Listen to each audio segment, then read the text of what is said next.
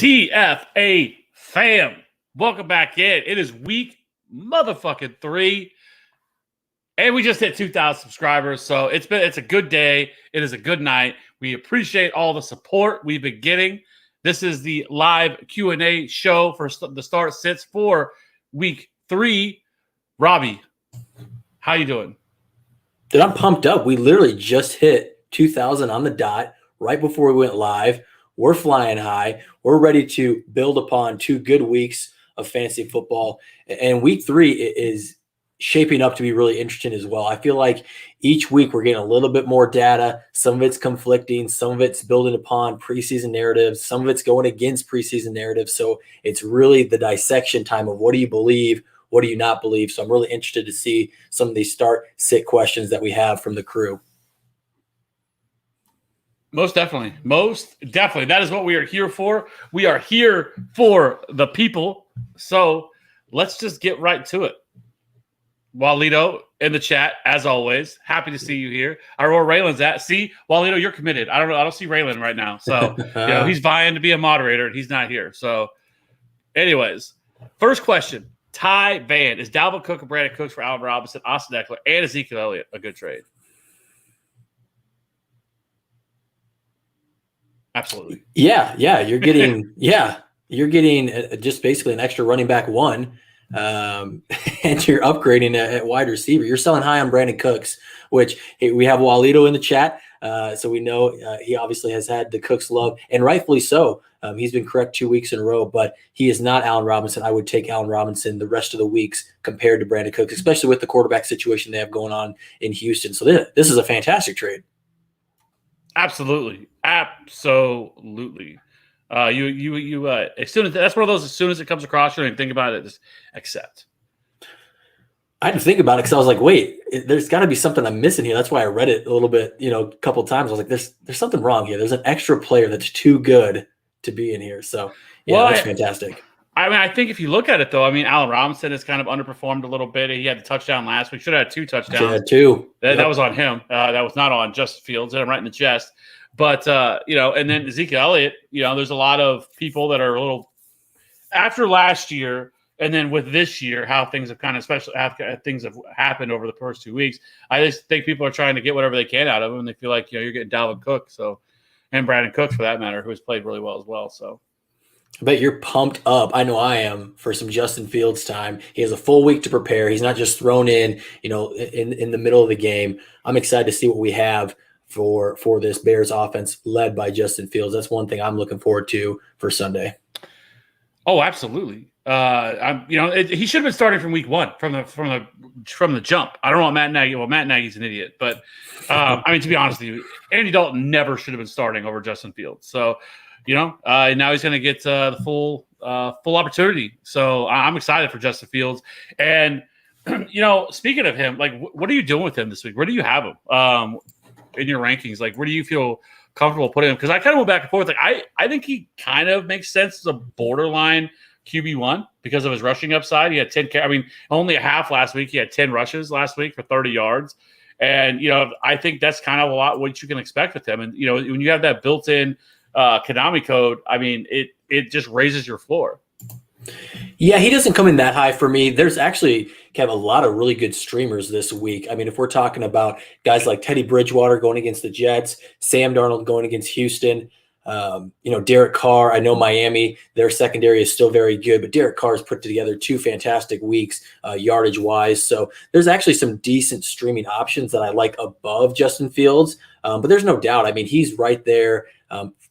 Me, I'm kind of the guy that I want to see it first. Going against Cleveland, and not a defense I'm worried about, but also not the easiest matchup in the world. So it's kind of right middle of the road. So I have him there, as a back end QB2, absolutely firing him up in super flex leagues, but probably not starting him in his first start. I think it depends because I think for most people that drafted them, obviously they've been holding them. So it really depends on who your other option is. If you went with kind of what we talked about over, the draft season and everything of going with, that late round quarterback or whatever, taking somebody late, with Fields, it really just depends on who you have, in my opinion, if you're going to play him or not. But yeah. So anyways, let's keep it moving. Kyle is back rocking with us in the chat. Are we trusting Mills throwing to Cooks, debating flexing Cooks or Higgins?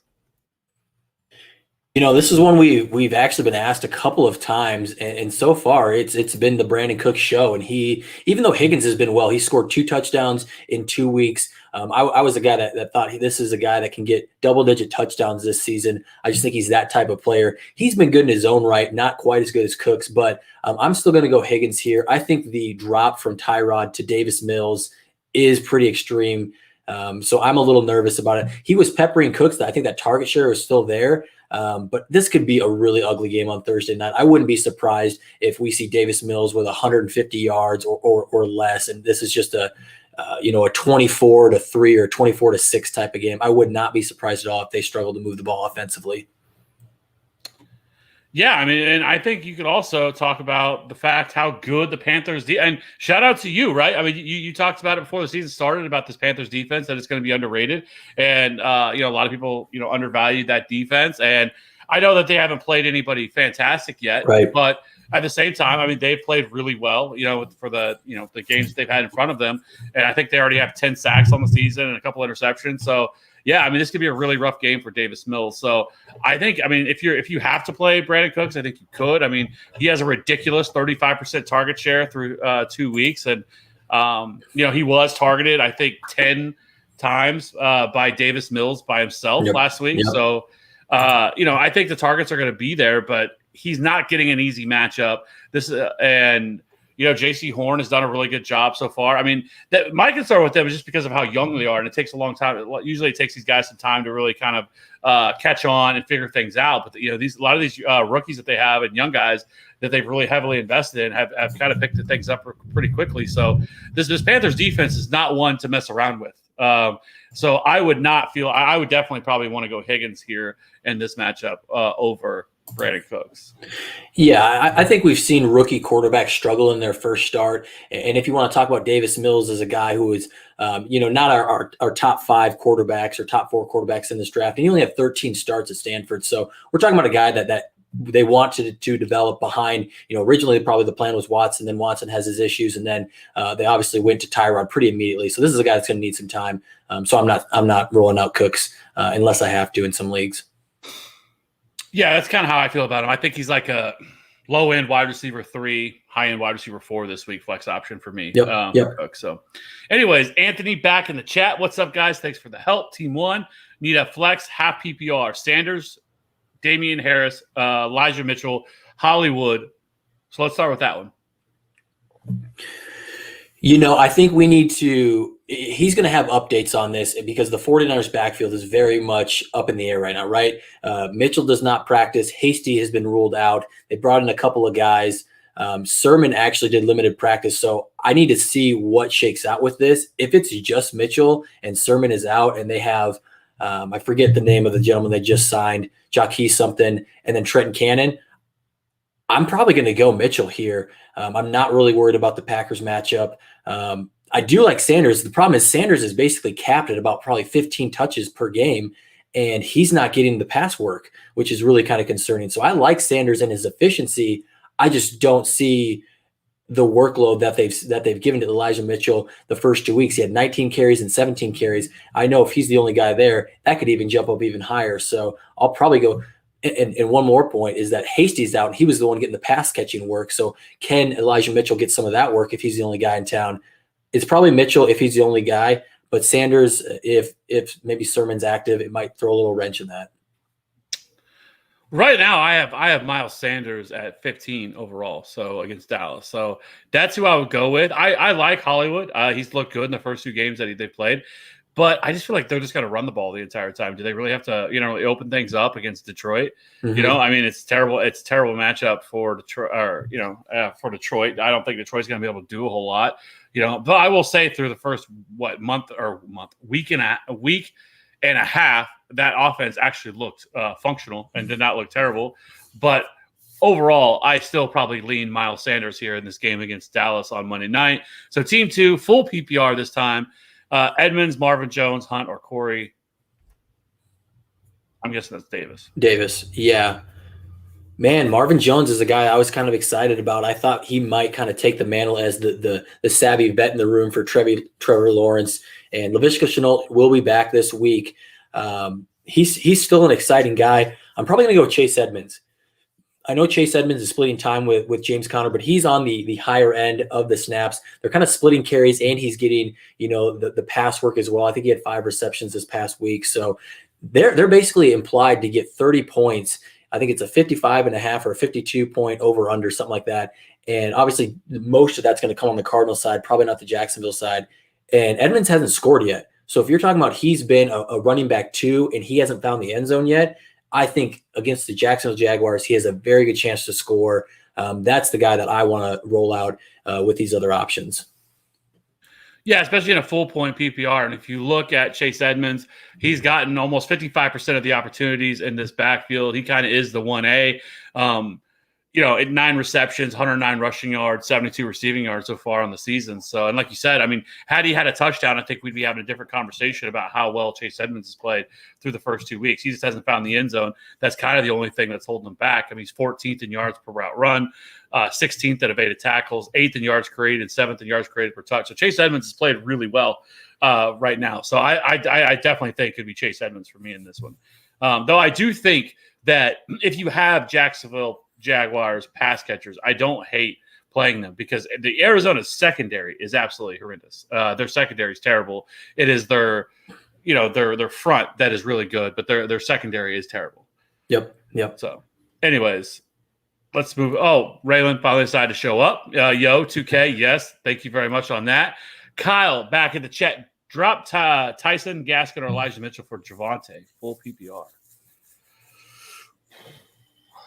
I definitely want to get Javonte. I think he has, and Kev, you probably think it even more than I do. I think he has that league-winning type of upside that we've seen other rookies take over the backfield. Week 7, week 8, week 9, the switch flips, and these rookie running backs start to take over the backfield. It might even happen quicker for Javonte because he's splitting 50-50 right now, which is farther ahead than some of those 2020 backs that we saw be league winners. So I definitely want to drop somebody. It's really tough here if you have to go with one of these guys. For me, it's probably Gaskin because I don't know if Gaskin's ever going to be that workhorse guy. I'm a little bit higher on Savon Ahmed than most people. I think he's mixing in. He actually had more carries. I know he's only 6-5, but he's getting 37% of the snap share. Malcolm Brown's still mixing in for 20% of the snap share. I think that's how they're going to operate most of the season. And so if I'm dropping one of these 3, it's going to be Gaskin. I agree. I think that Gaskin has kind of turned into just kind of a satellite back for them, and using the other guys more between the tackles. He is still getting 49% of the opportunities, playing 56% of the snaps, but I just don't think you can play him right. I mean, I just don't think he's worthy right now, and you can't get anything for him. And if Javonte Williams is sitting there on waivers, absolutely, I am going right after Javonte Williams. Because Javonte Williams has quietly – he's not been terrible so far through the first 2 weeks, and they're basically splitting the touches right down the middle, 50% opportunity share. But, he is 5th in evaded tackles, which is exactly what we would expect because that's exactly what he did in college. Basically broke PFF's missed tackle force metric, I think, or avoided tackles is what it was. So that doesn't really surprise me there. 3rd in juke rate as well. So I think the time is coming. He's going to just fully take over this backfield because, I saw Melvin Gordon, last week, and he looks like he's a 29-year-old running back, right? So very slow, but not very much explosiveness. I know he had that 70-yard touchdown, but straight line speed. It's just there's nothing to really be all that excited about there. So I definitely really love Javonte, and I think it's only a matter of time that he just fully takes over this backfield, and that's all it is. Yeah. So, Barkley, Pollard, or Damian Harris, who should be the RB2? For me, it's slam dunk. It's Saquon. Yeah. That's Saquon for sure. We're loving the matchup. We're actually loving the usage that he got last week. He got 84% of the snaps. He actually looked really good. I think that was my main thing. I wanted to see him look right. Week 1, it looked like he shook off the rust. Week 2, they didn't give him the full workload, but he looked more like the Saquon Barkley of old. So I'm really excited about him in a fantastic matchup. Top 10 running back for me. Yeah, and I mean, I dropped it in the chat, whenever in our Discord chat, we were talking about it. Like the production hasn't been there, no doubt, right? He's 48th in fantasy points per game right now. I think he's 48th overall or 45th overall among all running backs right now. So the production hasn't been there, but he is 10th in evaded tackles. He is 5th in juke rate, and top 20 in yards or 15th in yards created per touch and 19th in yards created, total yards created. So all those other things are there. Right. And then some of it was he wasn't getting the opportunity. Now, if you really look at their schedule too in the second half, really not the second half of the season, but from this point forward, there is a few games here and there that you're like, okay, those aren't great matchups, but there's a lot of really good matchups coming up for Saquon. Yeah. And the whole point with him was always to weather the storm, get through these first couple of weeks as they ramp him up, and he can be a league winner. And that was always the plan. And so I think that's where we're at now with them. So, and speaking of league winners, our boy Nate rocking with us, Mr. Weekly Trends guy here. Hey, Mr. Showed up late because he went out to dinner with his wife and got pizza. So apologies, but fashionably late. I would expect it from Nate. I honestly, we've been listening to your weekly trends, Nate, and I actually feel like they're not long enough. Like, I want to hear more. The crowd is screaming for more. It's fantastic. So keep that up. We love it. Hey, thanks. I appreciate that. Now is the time of the season when we probably are going to see more of the trends. Like, once we get later in the season, I think that video is probably going to get shorter and shorter as we just learn more and more, and we're not really seeing new things. So yeah, I'll keep an eye on it. I tried to keep it one per game, but maybe we can do one per team and see where we go. Christmas, baby. Let's go. And I will say this too: when I watched it, is like I felt like, man, I feel like this could be like a news show, like a news show or something like that. The way you present it and how well you talk through it, I'm like, this really I feel like we could just have like up here in the corner, the little graphic over here. It's like it's like your own little news show. Have some papers in front of you, right? Right. Yeah. He gives the weather report on the games with bad weather. Turn it over to the weatherman. We could just sort of have like a live stream of me just watching the game and just shouting things, right? Like at the screen. It'll mostly be about my fantasy team or the Lions losing, but in between all that nonsense, we'll get a few good insights. All right, let's give the people what they want. Let's get back to the questions because I'm sure we're way behind. Yep. So, Kyle, CEH, Deontay, Sutton, Devonta, start one. Man, I can only start one of these guys. Like that's a pretty stacked bench. Yep. Well, Deontay's an injury situation, right? Right. He hasn't practiced. He did not practice today. It was right. I don't love that. Man, Kev, what do we make of the CEH? I mean, you're watching him with a close eye as a Chiefs fan. The line looks like it hasn't gelled yet. He's one of the lowest yards per carry guys. I know that's kind of a BS stat, but I mean, what is your take on this? I think there's some concerning things with him, but I think we're also operating off 2 games, and so we shouldn't completely bury him yet. But there's definitely some concern there. I don't think I don't rise up right now. He's not the goal line back. That's Darrell Williams. But he still is. It's hard to deny that he's getting 85% of the opportunities in this backfield, though, through 2 weeks as well. And so we chase opportunity is what we should be chasing, right? The pass catching work isn't good either. I mean, he has a 4.8% target share as well, which is terrible. And so only 3 targets on the season.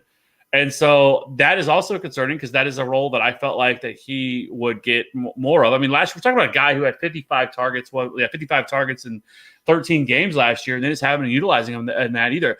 Now they have played 2 good defenses as well against Cleveland and Baltimore, and so I think that changes things a little bit. And a real good test is going to be this weekend because the Chargers have been absolutely horrendous against the run to start the season. I think they're 30th or 31st in rush DVOA. We just saw them get carved up by Tony Pollard and Zeke. So I think CEH is still a hold, and I think he's an excellent buy low because I think you could buy him for very cheap right now.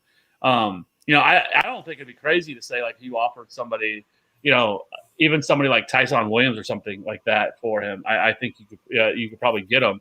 And I would probably prefer to have CEH for the long haul because I think they figured this thing out. The fumble doesn't matter at all. They've already talked about that. Andy Reid before the game or after the game said he is not concerned with the fumble whatsoever. Obviously, he doesn't want to see him do it, but he's not concerned with it. It's the first time he's ever fumbled in his career.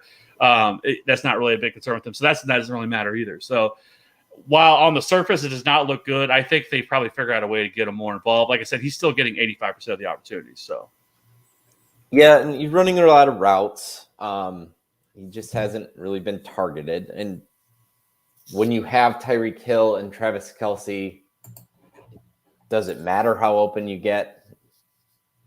We're just not seeing him open too. He's just not being utilized like we saw like Damian Williams back whenever he was here, like getting him on those wheel routes and everything else, and or Kareem Hunt, kind of the same thing. They're not really utilizing him that way. So, that's concerning. But anyways, did we ever even answer his question? I don't think we did. I picked Sutton. Yeah. Sorry, Kyle. It's close. It's close between all of these guys, honestly, because I like Devonta's matchup going against the Cowboys. Sutton had a fantastic week too, right? CEH, we're looking for that opportunity, and obviously the team, he has that ability to blow up. I am probably going to wait and see what happens with Deontay, not make this call until I hear a little bit more. Right. If Deontay is going, I think he has the safest volume. Yep. I'm going to go Deontay. If not, man, you could talk me into a lot of these guys. I'll probably go CEH. Hope he gets a little bit more involved in the pass game.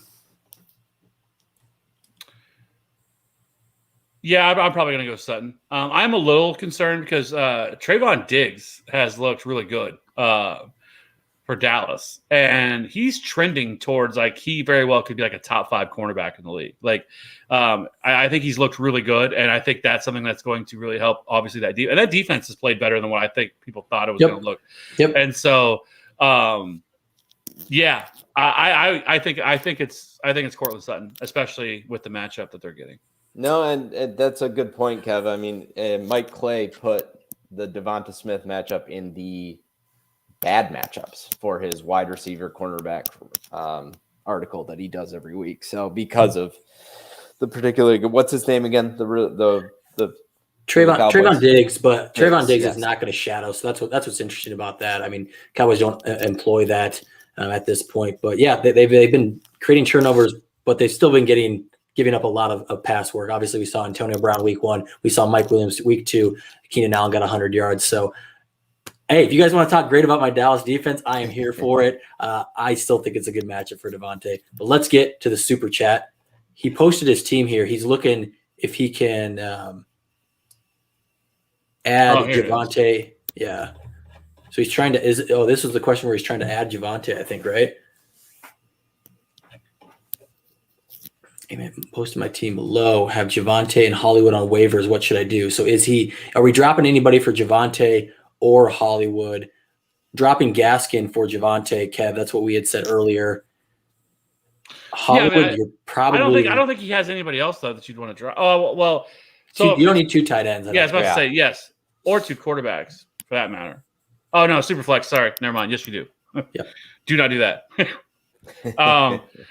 But yeah, and so no, drop the second tight end. Drop Higbee. Drop Higbee. And I think then you could pick up both of them. These teams are so tough. Like I know people like bet. Like you hear people every once in a while bag on people like, oh, what is that, like an 8-man league or something like that? But I will say this, yes, because those are hard decisions you have to make. Like it's not hard to decide between are you starting, Dalvin Cook or I don't know, Myles Gaskin, right? That's not a hard decision. But with these type of guys, like it's tough. Like this isn't as easy as people think. So, yeah. Anyways, appreciate the super chat, Kyle. Yeah. Yep. So Ken 88, Mixon for Ridley. Who wins? Ken, I probably want to see rosters. I think these two guys are really close to each other. Ridley started off a little bit slower than we've expected or wanted to see, but I think he'll be just fine. It's really roster dependent. I think these two guys are really close to each other, honestly. Yeah, I would agree. I think we need more information on that just because it's hard to really say who wins what. I think right now you would make the case it's probably Joe Mixon because Calvin Ridley hasn't really played that well through the first 2 weeks, but or but that's not really his fault. But yeah, I think it's more depends on who your team is. Yep. How about this one, guys? I think this is what we look for when you're trying to maybe not sell high, because Devin Singletary hasn't been lighting it up, but he's obviously done better than we expected with Zach Moss being inactive. He had a fantastic week 1, 76 yards, and then week 2 he finds the end zone. Damian Harris as well. You're upgrading to Jonathan Taylor. I love this move. 2 for 1. Got to do it. Absolutely. That's another one you hit accept on as fast as you possibly can. Yep. I always want the best player in the trade, right? I don't care Yep. how many players are involved. I want the best player in that trade. That's Completely Jonathan Taylor. agree. Nate, how about some of these defenses here? We have New England going against the Saints, Baltimore versus the Lions. Do you have one that you prefer there? Yeah, I just picked up Baltimore today myself. I think that's probably a fairly decent bet. The Saints though, Jameis has been known to turn it over and been known to get sacked in just hilarious manners. I mean, nobody gets tackled behind the line of the scrimmage in a way that just looks awful like Jameis. I think I would play New England here. They looked really, really good. They made Zach Wilson see ghosts, just like all the other rookie quarterbacks before him. So I think I'd lean that way just because I think the Saints are a little bit more likely to be turnover prone, but Goff had 2 last week, so it's not like he can't turn the ball over either. Yep. I agree. New England, but Baltimore is also a great play. Both top 5 DSTs for me. Kev, how about you on this one? Which 2 are you starting half PPR? You have Jones, so Marvin Jones, Pittman, Davis, and then Slayton. Sure, that's not Julio because that's Flex J Jones. Oh, I guess that's Junior. I think Maybe he just that was added the typo. J. He just added the J to make you a little confused. I think it's Marvin, Pittman, Davis, and I'm going to guess this is Mike Davis. I do not think he's considering Gabe Davis at this point in Or time. Corey Davis. Ooh, man. A lot of Davises here.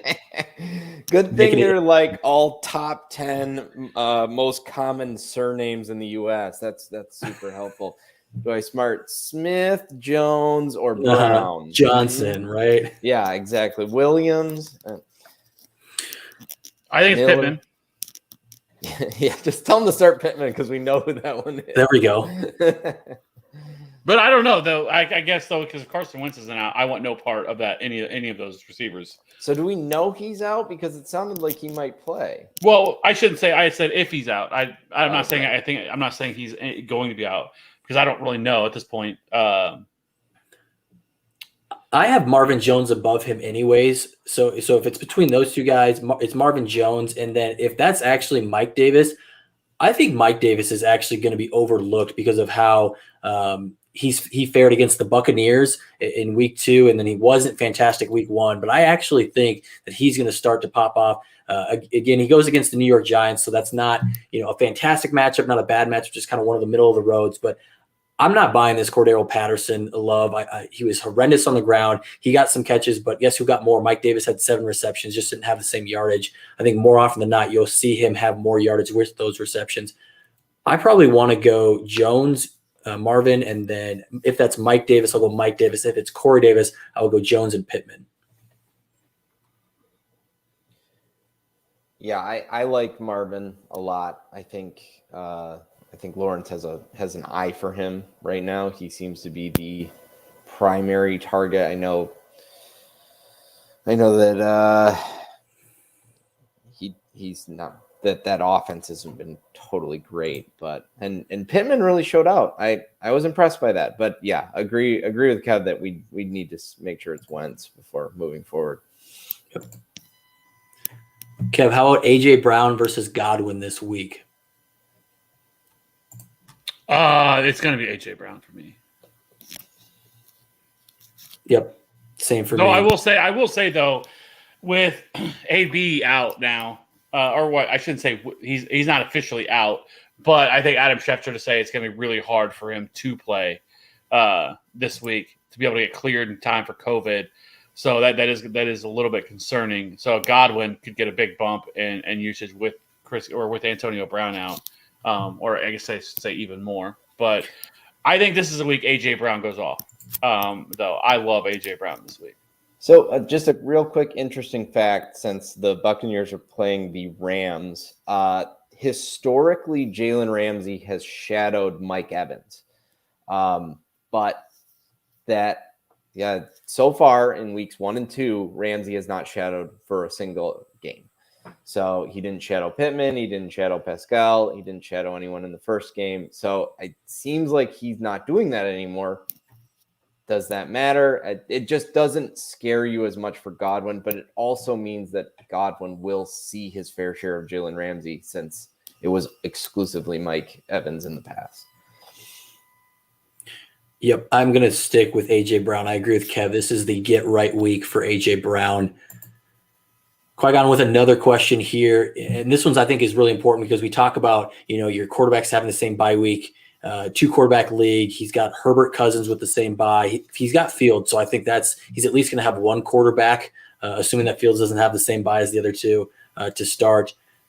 He's asking if he should trade and try and avoid this.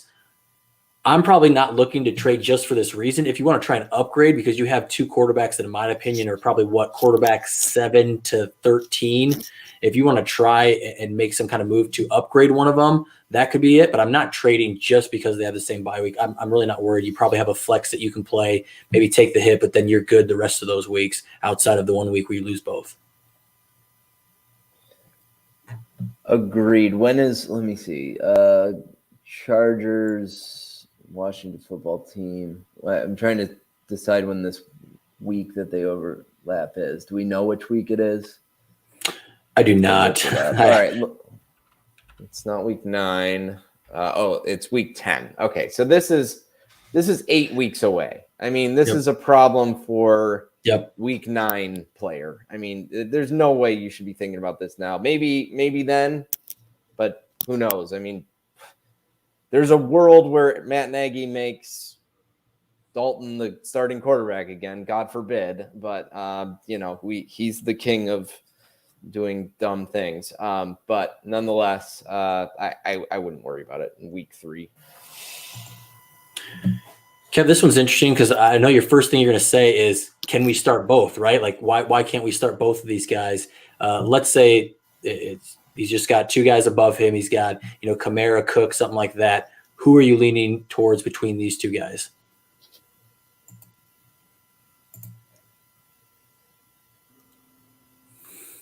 It's for pod.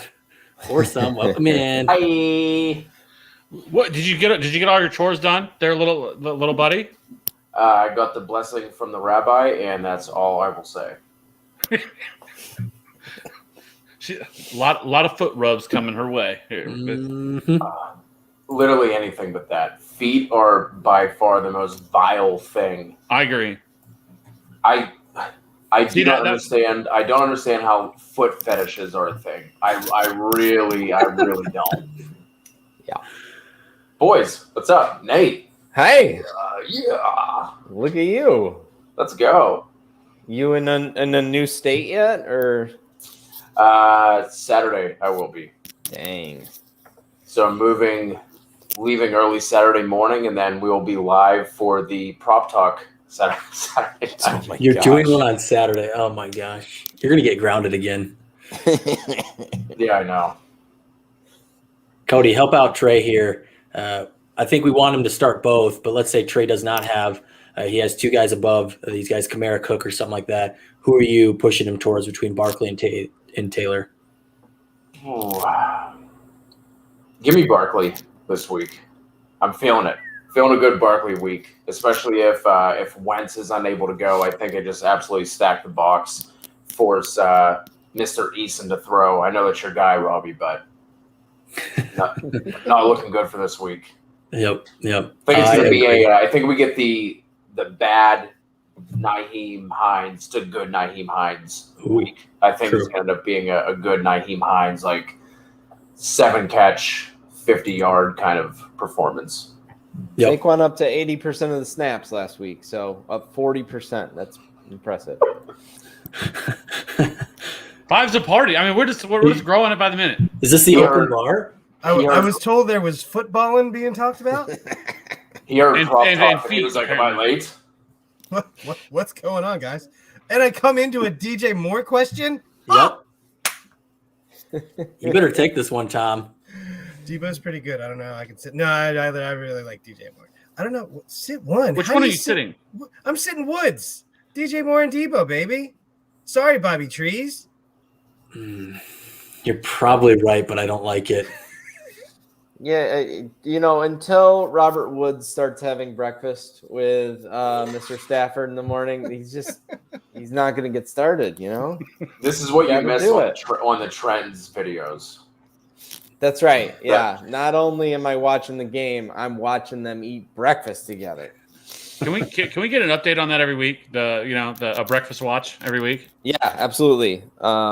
It's not going to be very interesting, but we're all about that content.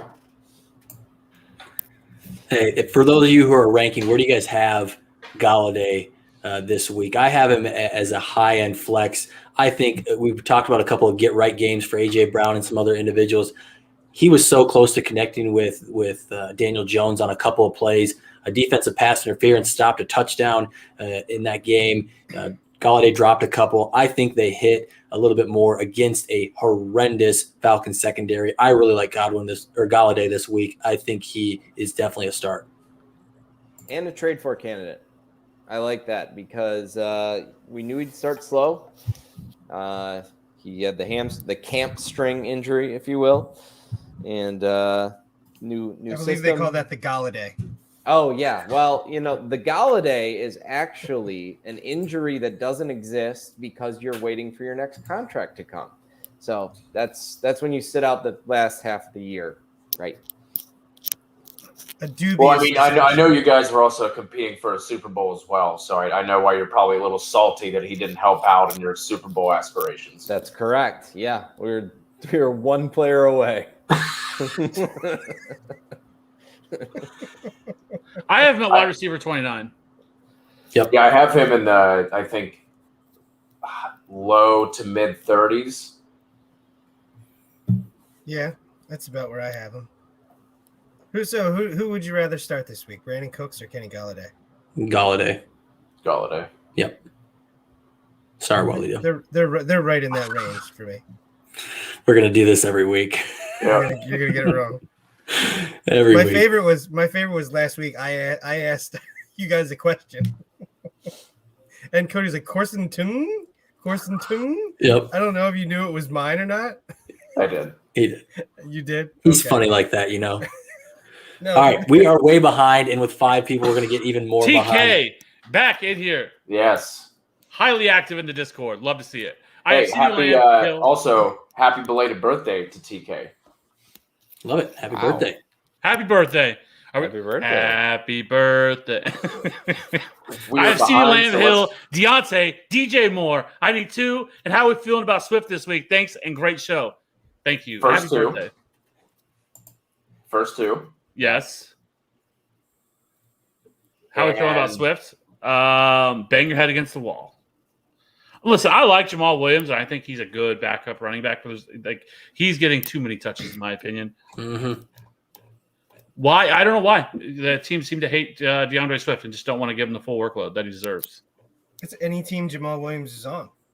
The running back ahead of him, they just hate him apparently. And you love to see it Monday night too. That Aaron Jones was just freed, nobody there holding him back, taking his targets and his opportunities away from him. AJ Dillon Let's got not talk touches. about Aaron Jones going for 4 touchdowns and can't hit his fucking rushing prop.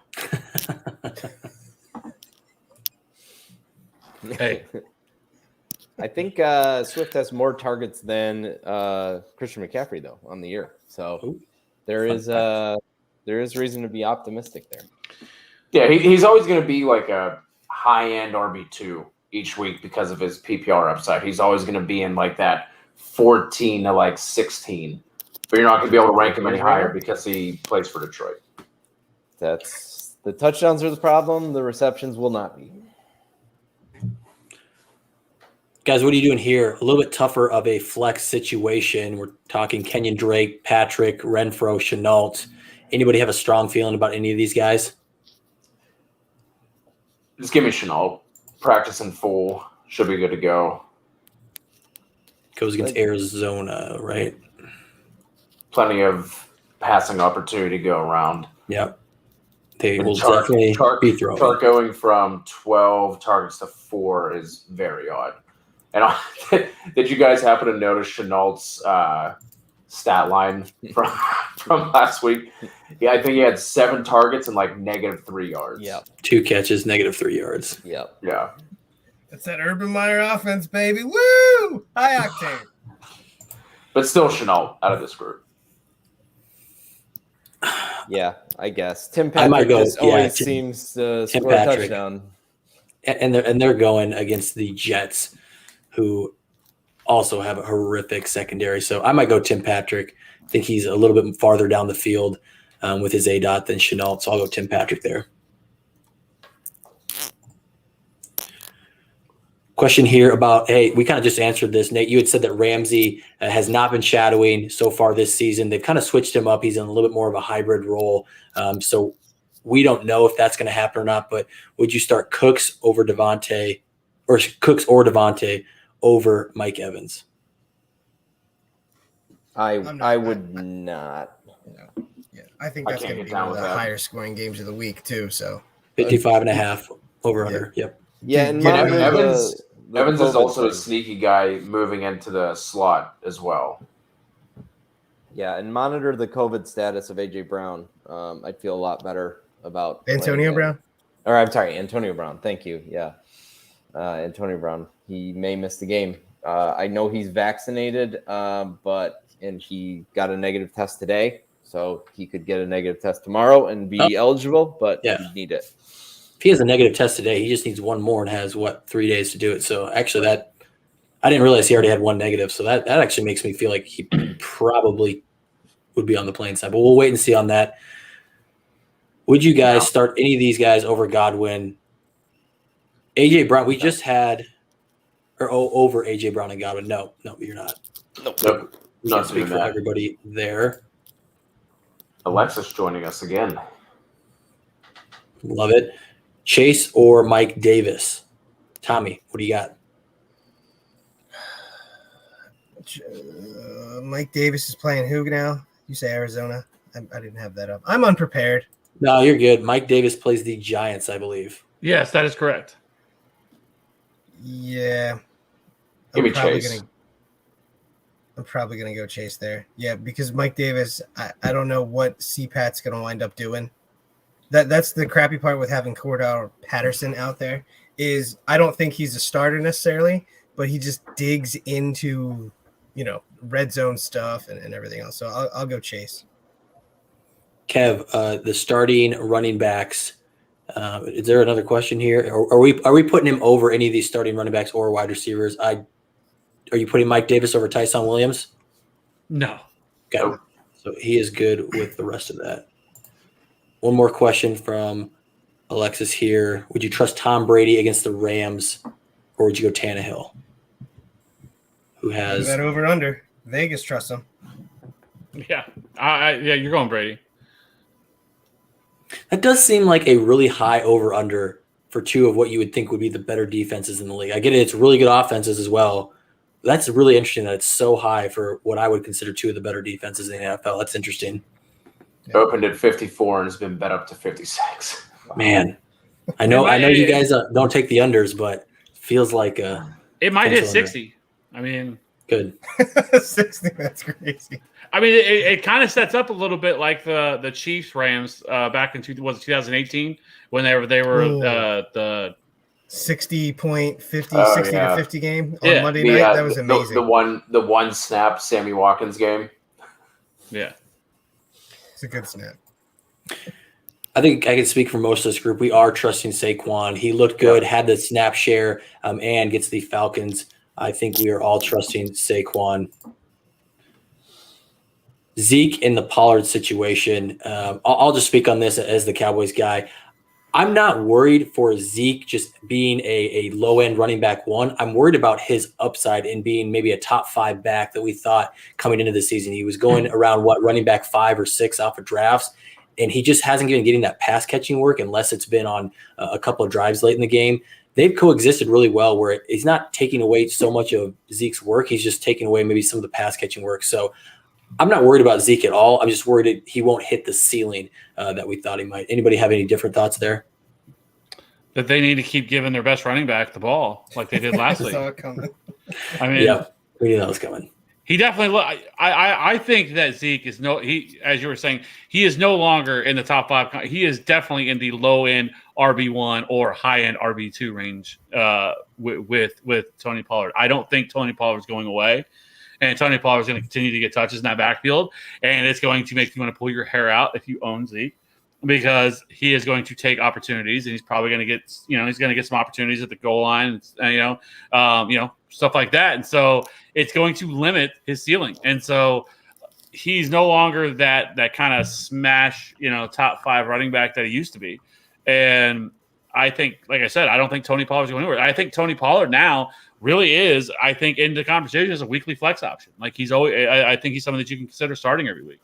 I don't think he's going to get the same amount of touches that he got this week, but he's such an efficient. He's been so efficient that I think that he can be somebody who is in that RB3 conversation. And if you look at the guys that are there on every week, we're not talking about big names here that he's going to have to beat out.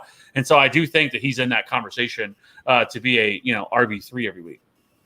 Yeah, it just scares me because, Cody, I think you and I talked about it in the running back show that we could see him going back to 6 carries for 36 yards next week, where he is efficient, but he only has 6 carries and maybe 2 targets, right? That's the thing, is that he's just more inconsistent. I don't think he's at the Kareem Hunt level where I know he's probably going to get double-digit touches each week. So I'm a little bit lower on him than you are, Kev, but we will see. It's only been 2 weeks, so we'll see if that trend continues. Are any of you guys sitting McLaurin for Marvin Jones? Tom, That's probably an automatic no for you, right?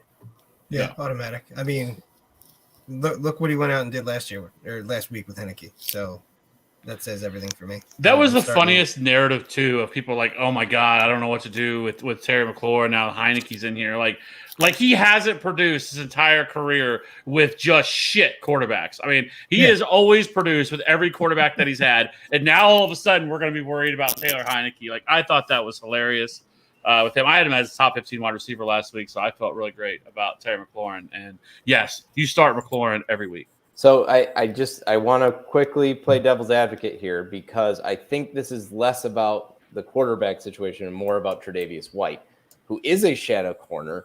And currently, Buffalo is number 1 in the NFL at stopping the wide receiver position below expectation points. So there is reason to be concerned about McLaurin this week.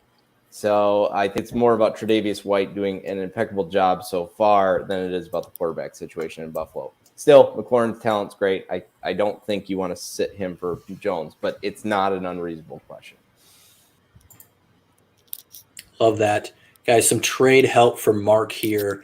He kind of lays out the roster here. It's a 14-team league, so running backs are going to probably be tough to get, I think, in a league like this. But any trades you think he can make, his wide receivers are fantastic with Kupp, Keenan Allen, I'm going to guess, A-Rob, Fuller, and then Emmanuel Sanders. Any moves that you guys think he could make there? I think that's a really nice squad for a 14-team league, to be honest. Hawkinson, Hurts. I mean, Gibson hasn't really fired off yet, but I think that's within the range, and it seems like Mitchell's in the driver's seat for the San Fran job as of now. Just feels like you might create a hole at wide receiver just to get a better, especially if you're only shooting for like an RB2. Like maybe wait until Fuller pops off and then try and send Fuller away. Because Sanders, even if Sanders goes out and puts up 6'4", 100 and score, like he's still not going to have crazy trade value. Like he's going to have to do that for like 3 weeks in a row for anyone to be like, should I trade for Emmanuel Sanders yet? So I would just hold tight, wait until Fuller gets in there. Yeah, and Elijah Mitchell might just be wait it great out this week. I mean, you wait it out, and I think you just keep working the waivers. I mean, once bye weeks happen, that's when you start seeing a lot of guys get dropped. So like it's easy to hold players through now until buys start, but then once the bye weeks start is when you start seeing a lot of roster turnover because people are having to drop all these guys to pick up their extra quarterback or defenses or whatever. And so I would just keep working the waiver. I think that's a really solid team, and I wouldn't want to. All you're going to do, like you said, is you're just creating another issue. Mitchell could be the last man standing there as the only real healthy quarterback or running back who knows the system. Yep. Monitor his Healthy. shoulder thing, but yeah, I think he plays. Got some love for Tommy and Nate. I warned people in the Discord that we were going to have a member missing. I didn't tell anybody that we were going to have somebody join us, but they didn't expect this. So fantastic to have all 5 of us rocking together. I really like this. And just remind me after the show to remove his moderator status, so he's no longer a moderator with that after that comment. So Guys, what do you think about this trade? The way that I took that real quick was he just wasn't able to do addition correctly. 2 legends, Kev. I assumed he was talking about us, and then he just left Robbie out of it.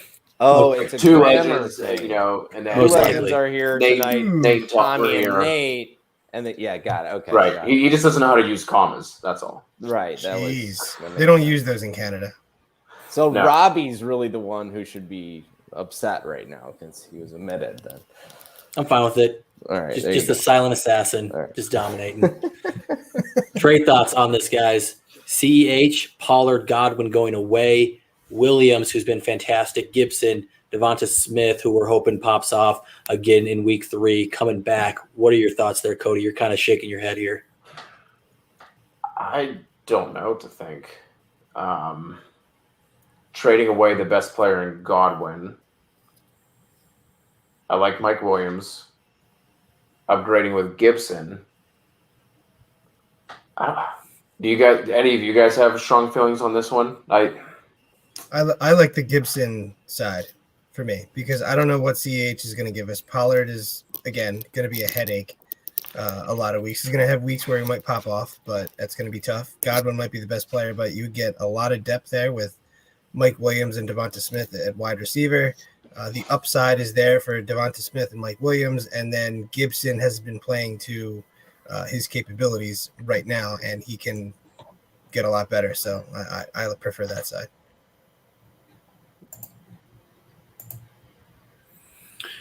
Brady or Rodgers this week, guys? Safer play. They're 8 and 9 in my rankings. Brady is 8, Rodgers is 9. I'm going to probably go with the higher over-under and stick with Brady. And you guys going Rodgers? Packers are 3.5 point dogs this week. Interesting.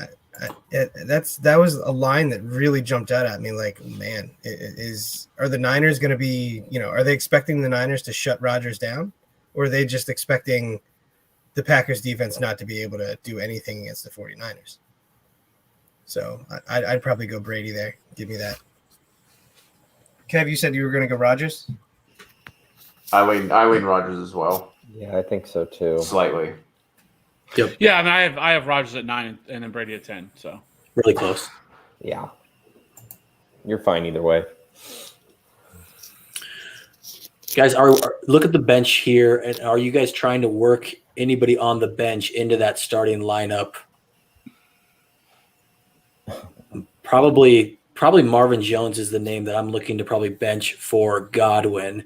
yes, or Yeah. Allen Robinson. Or Allen Robinson. I'd say for sure get one of those guys in. You guys have a preference between those two? I like Godwin this week. I think it's going to be. He's been the one who's the most reliable through 2 weeks so far with Brady. I think it just sets this game specifically with Godwin in the slot. The majority of his snaps sets up to be a Godwin week. Yep, I'm fine with either of those guys, but I would play them both over Marvin Jones. Yes, Gibson or Devonta Smith, full PPR. Gibson. Yeah, I have Gibson. I was trying to find a way to say Devonta against Dallas because they can't stop Show Wet paper the bag. sweater. Show the sweater. Well, Like, we can see the obviously. helmet. We Yeah. can see the metal parking sign. Parking Yeah. sign. Come on. Eagles fans only. The Dawkins one. I have that. That's over there. That's somewhere in here. Do I have that up here? Now you're making me think what the hell I have hanging up there. I can't do it. So if I can't do it, you shouldn't be able to do it, Gibson. Gibson will get his fair share of receptions too against Buffalo. He's been running far more routes on first and second down. He just doesn't have the 2-minute drill. 2-minute drill. Down. Yep. McLaurin and J. Rob going away and then getting A.J. Brown and Tanya. And he says he needed a tight end really bad. He has at running back still Eckler, Gibson, and Edmonds. So J. Rob probably in most weeks isn't starting over those guys. You guys okay with this trade? Definitely. I don't mind it, but I'm not high on. I mean, I think Tanyan is okay, and I think he's going to have his weeks like he did last week for sure. But I mean, and James Robinson hasn't been fantastic. I mean, the opportunities have been there. This offense hasn't been great. But I do think you got to win with A.J. Brown over McLaurin. But it's not that far significantly. So, yeah. Cody, Marvin Jones, Carson, or Gibson. You just need to sit one of them. Full PPR. I want to put in Jones over Carson, but I don't think I can do it. Just give me the 2 running backs. Give me the guaranteed touches. Yep. I'm keeping Kittle. Like we've seen Debo go off the first couple weeks. I think Kittle is talented enough where he will have his weeks as well. We'll see what happens with Brandon Ayuk, but I am not trading Kittle. You're not going to get the market that you should with him if he were playing in normal Kittle status. So I would hang on to him. Going over to you, Nate, Sterling Shepard or Jacoby Myers. I think you got to stay in the flames here with Sterling Shepard. Jacoby Myers has not really found that crazy high target share that he had last year. And even when he had it last year, it didn't matter. Because, yeah, he had 30% target share, but what was it, on 18 pass attempts or something with Cam Newton? So far, Mac Jones is averaging just over 200 yards per game. I'd rather have the sure thing with Sterling Shepard. Although, just really quick, I should note Evan Ingram is coming back this week, which could eat into Sterling Shepard's value. So don't expect the same output that you've seen in the first 2 weeks. Was that what you were going to say, Cody? I'm sorry if I. No. I was just going to say George Kittle is currently tied with Gerald Everett and Hayden Hurst in routes run amongst tight ends. Oh wow! Yeah, below Tyler Croft, below Hunter Henry, below Kyle Rudolph, C.J. Uzomah. Weird. They've been running a lot, that is for sure. Kev, this is back, Kyle. In that 8-team league, we were talking about dropping Gaskin. I probably would still drop Gaskin for Javonte and then drop one of those tight ends for Hollywood. Did you think he should maybe not worry about Hollywood and just drop one of the tight ends for Javonte and keep Gaskin? I would drop Higbee as well and pick up Javonte and Hollywood. Same. Tom, who you got this week, Tanyan or Mark Andrews, who has been struggling the first 2 weeks? The Ravens play who? Detroit, is it? Detroit. Yeah, Mark Andrews. I agree there. Yeah, and he's been really close to being great. I mean, didn't he have a touchdown called back recently and tackled on the 1 or something? So he's fine. Just ride it out with Mark Andrews. Well, also defenses are probably going to have to account more for Hollywood now, so it's going to open things up for them as far as defenses having to specifically game plan for Hollywood. So that's nice for Mark Andrews. Boys, this is what happens when we don't get to questions on time. They couldn't wait any longer, and Kittle was traded here. Singletary, Antonio Brown, and Jamal Williams coming back. I don't love it. Does anybody like this trade? I mean, man. I mean, you're getting names, right? That's the problem, though. And they just basically shipped you their players that are doing well over the first 2 weeks, and they got George Kittle. George Kittle he's got to be fine, okay? And George Kittle, I would not have made that move. Right. Agree there. Rodgers or Stafford? I have Rodgers a couple spots ahead of Stafford. Anybody going Stafford here? Hearing none. I mean, it's again. I think if it depends on what you're looking at, because if that game shoots out the way that it very well could, that it's 100% Stafford, right? Because I think this could be an absolute shootout. But I think Rodgers is probably the safer option right now.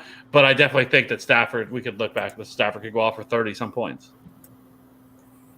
Yep, both I think top 12 plays. I will go with Aaron Rodgers there. Trade question here from Brian. Traded away Damian Harris, Higgins, Metcalf, and got back CH and Diggs. Thoughts from the crew here? It's a lot. You're giving up Higgins Feels- and DK. Yeah. Yeah, it feels a little hefty for Higgins and DK. I don't mind it. Yeah. I think you're if you're just betting that you just have to now hope that Clyde Edwards-Helaire turns it around. Yeah. 'Cause if he does- there's no way. Yes, Go ahead. if Clyde turns it around, this is a thumbs up emoji. Yeah, Diggs, you're not going to be upset about. He's been a monster so far, and it's going to stay that way. I do like consolidating, and packaging up names like that to go and get somebody like Diggs. Yep. Right? Yep. Mm-hmm. Another question here, guys. Rondell Moore, Kirk, KJ Osborne, who I love. It was a deep dynasty sleeper for me preseason. He's starting to pop off here. Had to sit Deontay and Antonio Brown. Cook's on the bench. Any wide receiver thoughts here? How are you guys doing this? Are you trying to I think we're waiting to see with Deontay, right? We're going to start Deontay if he is healthy. Antonio Brown, again, we just found out, Nate, you just let us know that he had a negative test. Just needs one more in 3 days, essentially. That is very possible. If Antonio Brown is out, are you guys chasing the big game from Rondell Moore? Are you going with Christian Kirk instead? KJ Osborne? What are you guys doing between those three? I'd go Rondale out of those three, I think. Yeah. But if Deontay plays, I'm playing Deontay. Yeah, but the other question is, are you playing those guys over, I would assume, Brandon Cooks? Yeah, Yes, I would play both those guys over Cooks. I'm definitely playing Deontay over him if he's healthy. No, but I'm talking about more Kirk or KJ Osborne. Right. I'm probably playing Cooks over the first three names. I get it. Rondell Moore had a fantastic game. Could see increase in snaps, but Kev, you and I talked about it right away. That Cooks is still going to probably see that target volume. I don't think this is a great game. I don't know if they throw for a ton of yardage in this Thursday night matchup against the Panthers, so it's not fantastic. But I'm probably not starting Moore or Kirk over Brandon Cooks. Yeah, I'm gonna go. I think you go Brandon Cooks. Yeah. I think Cooks is probably the safer. The tough part here, though, is that you're not really going to have that information, so you're going to have to make a decision, right? And so, I feel like we have to, because we'll know if Deontay, but I feel like there's a chance that they don't let Deontay practice at all this week, and he can still play on Sunday. Sure. It's done that before. I mean, Deontay started to turn into remember Shady McCoy used to always every game would lay on the field and look like he was about to die and he was out for the year. The next thing you know, he would get up and he's fine. Awesome. It's Deontay seems to do that once a game too. And it's where all of a sudden you think he's dead, and all of a sudden it's no, he's back, he's ready to go. But the next week, the same game, 3 snaps. Yeah. So, anyways, I would probably rather wait and see and bench Cooks, because I would definitely want to play Deontay and Antonio Brown over both of them. Mm-hmm. Guys, I missed this $2 holla from Rick here. Are we going J-Rob or Damian Harris full PPR? Harris. Same. I agree. Appreciate that, Rick. Cody, I don't know how you do this. I lose my place every time I get out of order here. I got it. Okay. I got it. Take over. Cody's driving. Get in, boys. All right, need one in the Who flex wants to go on for a half mustache point. ride? Well, All right. half point PPR, need one for the flex. Harris, Tyson Williams, or Mike Davis. Thanks and much love from West Africa. Emmanuel, rocking with us. Wow. Love that. Awesome. That's awesome. Kev, who you got here? Oh, this is Tyson. Yeah. Agreed. Where I think he has currently a nearly 8 yards per play he's involved in. His per play of scrimmage where he touches the ball, it's 8 yards, which is I think 4th in the NFL currently. So he's been great when he gets the opportunities. Boom. This one from Mohammed. Thoughts on Marvin Jones? Mohammed, let us know who you're potentially starting him over, but we're all fans. It would just depend on who you're potentially benching for Marvin Jones. He's been pretty steady in that Jacksonville passing attack, and they're going to be forced to throw once again. So let us know if you have any specific start sets with Marvin Jones. This next one from Alexander coming to you, Nate. Got offered JT and JJ for Derrick Henry. Starting Antonio Brown and Boyd at wide receiver. Is that Jefferson upgrade enough to make this trade in a half PPR? Ooh. Man, I mean, you're sort of selling real high on Henry. I think I would do this because you get Jefferson. You're not taking a huge hit on Taylor. I know I just said, and I'm sounding like I'm contradicting myself, that I always want the best player in the trade, and that's probably Henry in this situation. But given the weakness he has at wide receiver, I think you have to do this trade. That's a smart trade without losing much at running back.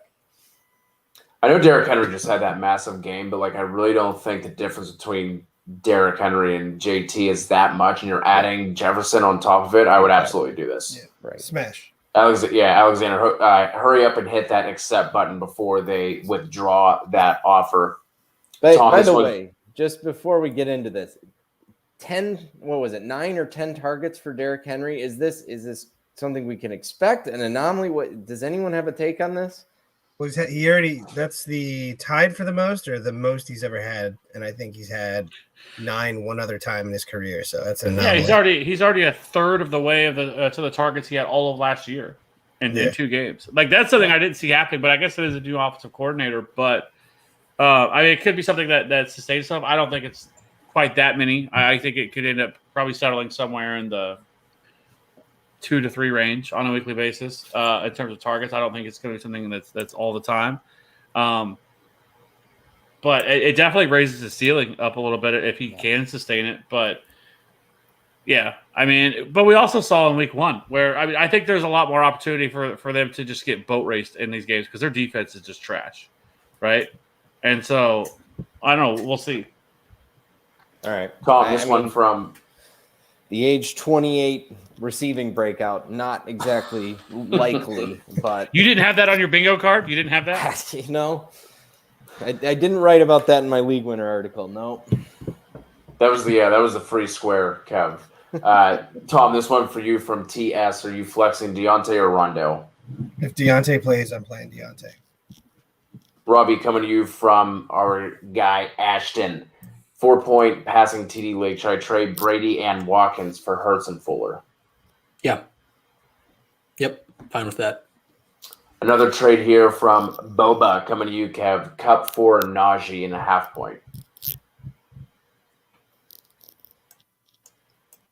Which side do you want? This tough. this is a tough one. I would probably stay with Cup on this. Yeah, give me Cup. Yeah, agreed. Clean sweep, Boba. Tom, coming back to you for this one. Full PPR flex, Elijah, Shenault, Watkins, or Edwards? I'm guessing that's Quez or Sammy. I guess it really doesn't matter. That's Sammy. No one's playing Quez Watkins, you eagle nut. Listen, Excuse you. He's a fine play in DFS. I don't know what we're talking about. Not this week, but Quite a few people in Scott Fishbowl picked him up this week. yeah, come on, get it together. I already owned him, obviously. Am I the only one who reads those emails? Yes. No, I meant to bring this up because right before I jumped on, I heard you guys talking about Cordarrelle Patterson, and we got it started on North Carolina talk, and then Tom came in. But the counselor dropped 45 bones on Cordarrelle Patterson. Woo! That turd. Well, more than Who- 5 okay. people dropped 100 on Callaway before week 1. So Yeah. you know, hooray! Hey, we're not selling on Marquez Callaway yet, okay? Yes, we are. He's a strong hold. Tom, He's cut. Tom. I'm gonna go with Chenault here. No, he's a strong hold. Look at the 2 matchups he's had to start the year. Terrible matchups. We can hold Marquez Callaway. Nate, coming to you for this one from No Name Half PPR. Another trade. Trade away T. Higgins and Rondell Moore for DJ Moore and Ruggs. What do you think? And Rondale for DJ and Ruggs. Give me the DJ side. Kev, throwing this one to you since you are the Daniel Jones lover boy. This one from Schlepp. DJ or Prescott?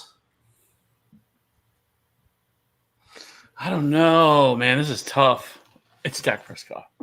Like, it's just Dak. But I will say I do like Daniel. I do have Daniel Jones as a top 12 quarterback this week. So I do like Daniel Jones. And so fuck you, Walito, with your trying to come at me about my Daniel Jones takeover the offseason. Joke's on you, sucker. But no, yeah, it's Dak. I have Dak at 5. Man, it Hey, must Robbie, be. by the way, it's Eagles Cowboys week. Eat a dick. Warm it up. Warm it up. This is a family-friendly show, okay? Let's get it back together. Since when? Sorry. He opened up the Penis. show with an F-bomb. It's okay. Literally open. First line. Fuck cock balls. Must Just to be hear about trade day Wednesday. We got one here from Emmanuel. Needed depth at RB. Traded Jefferson, Marvin Jones, and Elijah Mitchell for Eckler and McLaurin. Love it. Yep. Love it. Good Yeah. job. Well done. YQ coming through. Going to throw this one to you, Nate. Should I wait to see if Henderson and Cooper play or start Cooks and Anderson? Man, the Thursday onslaught.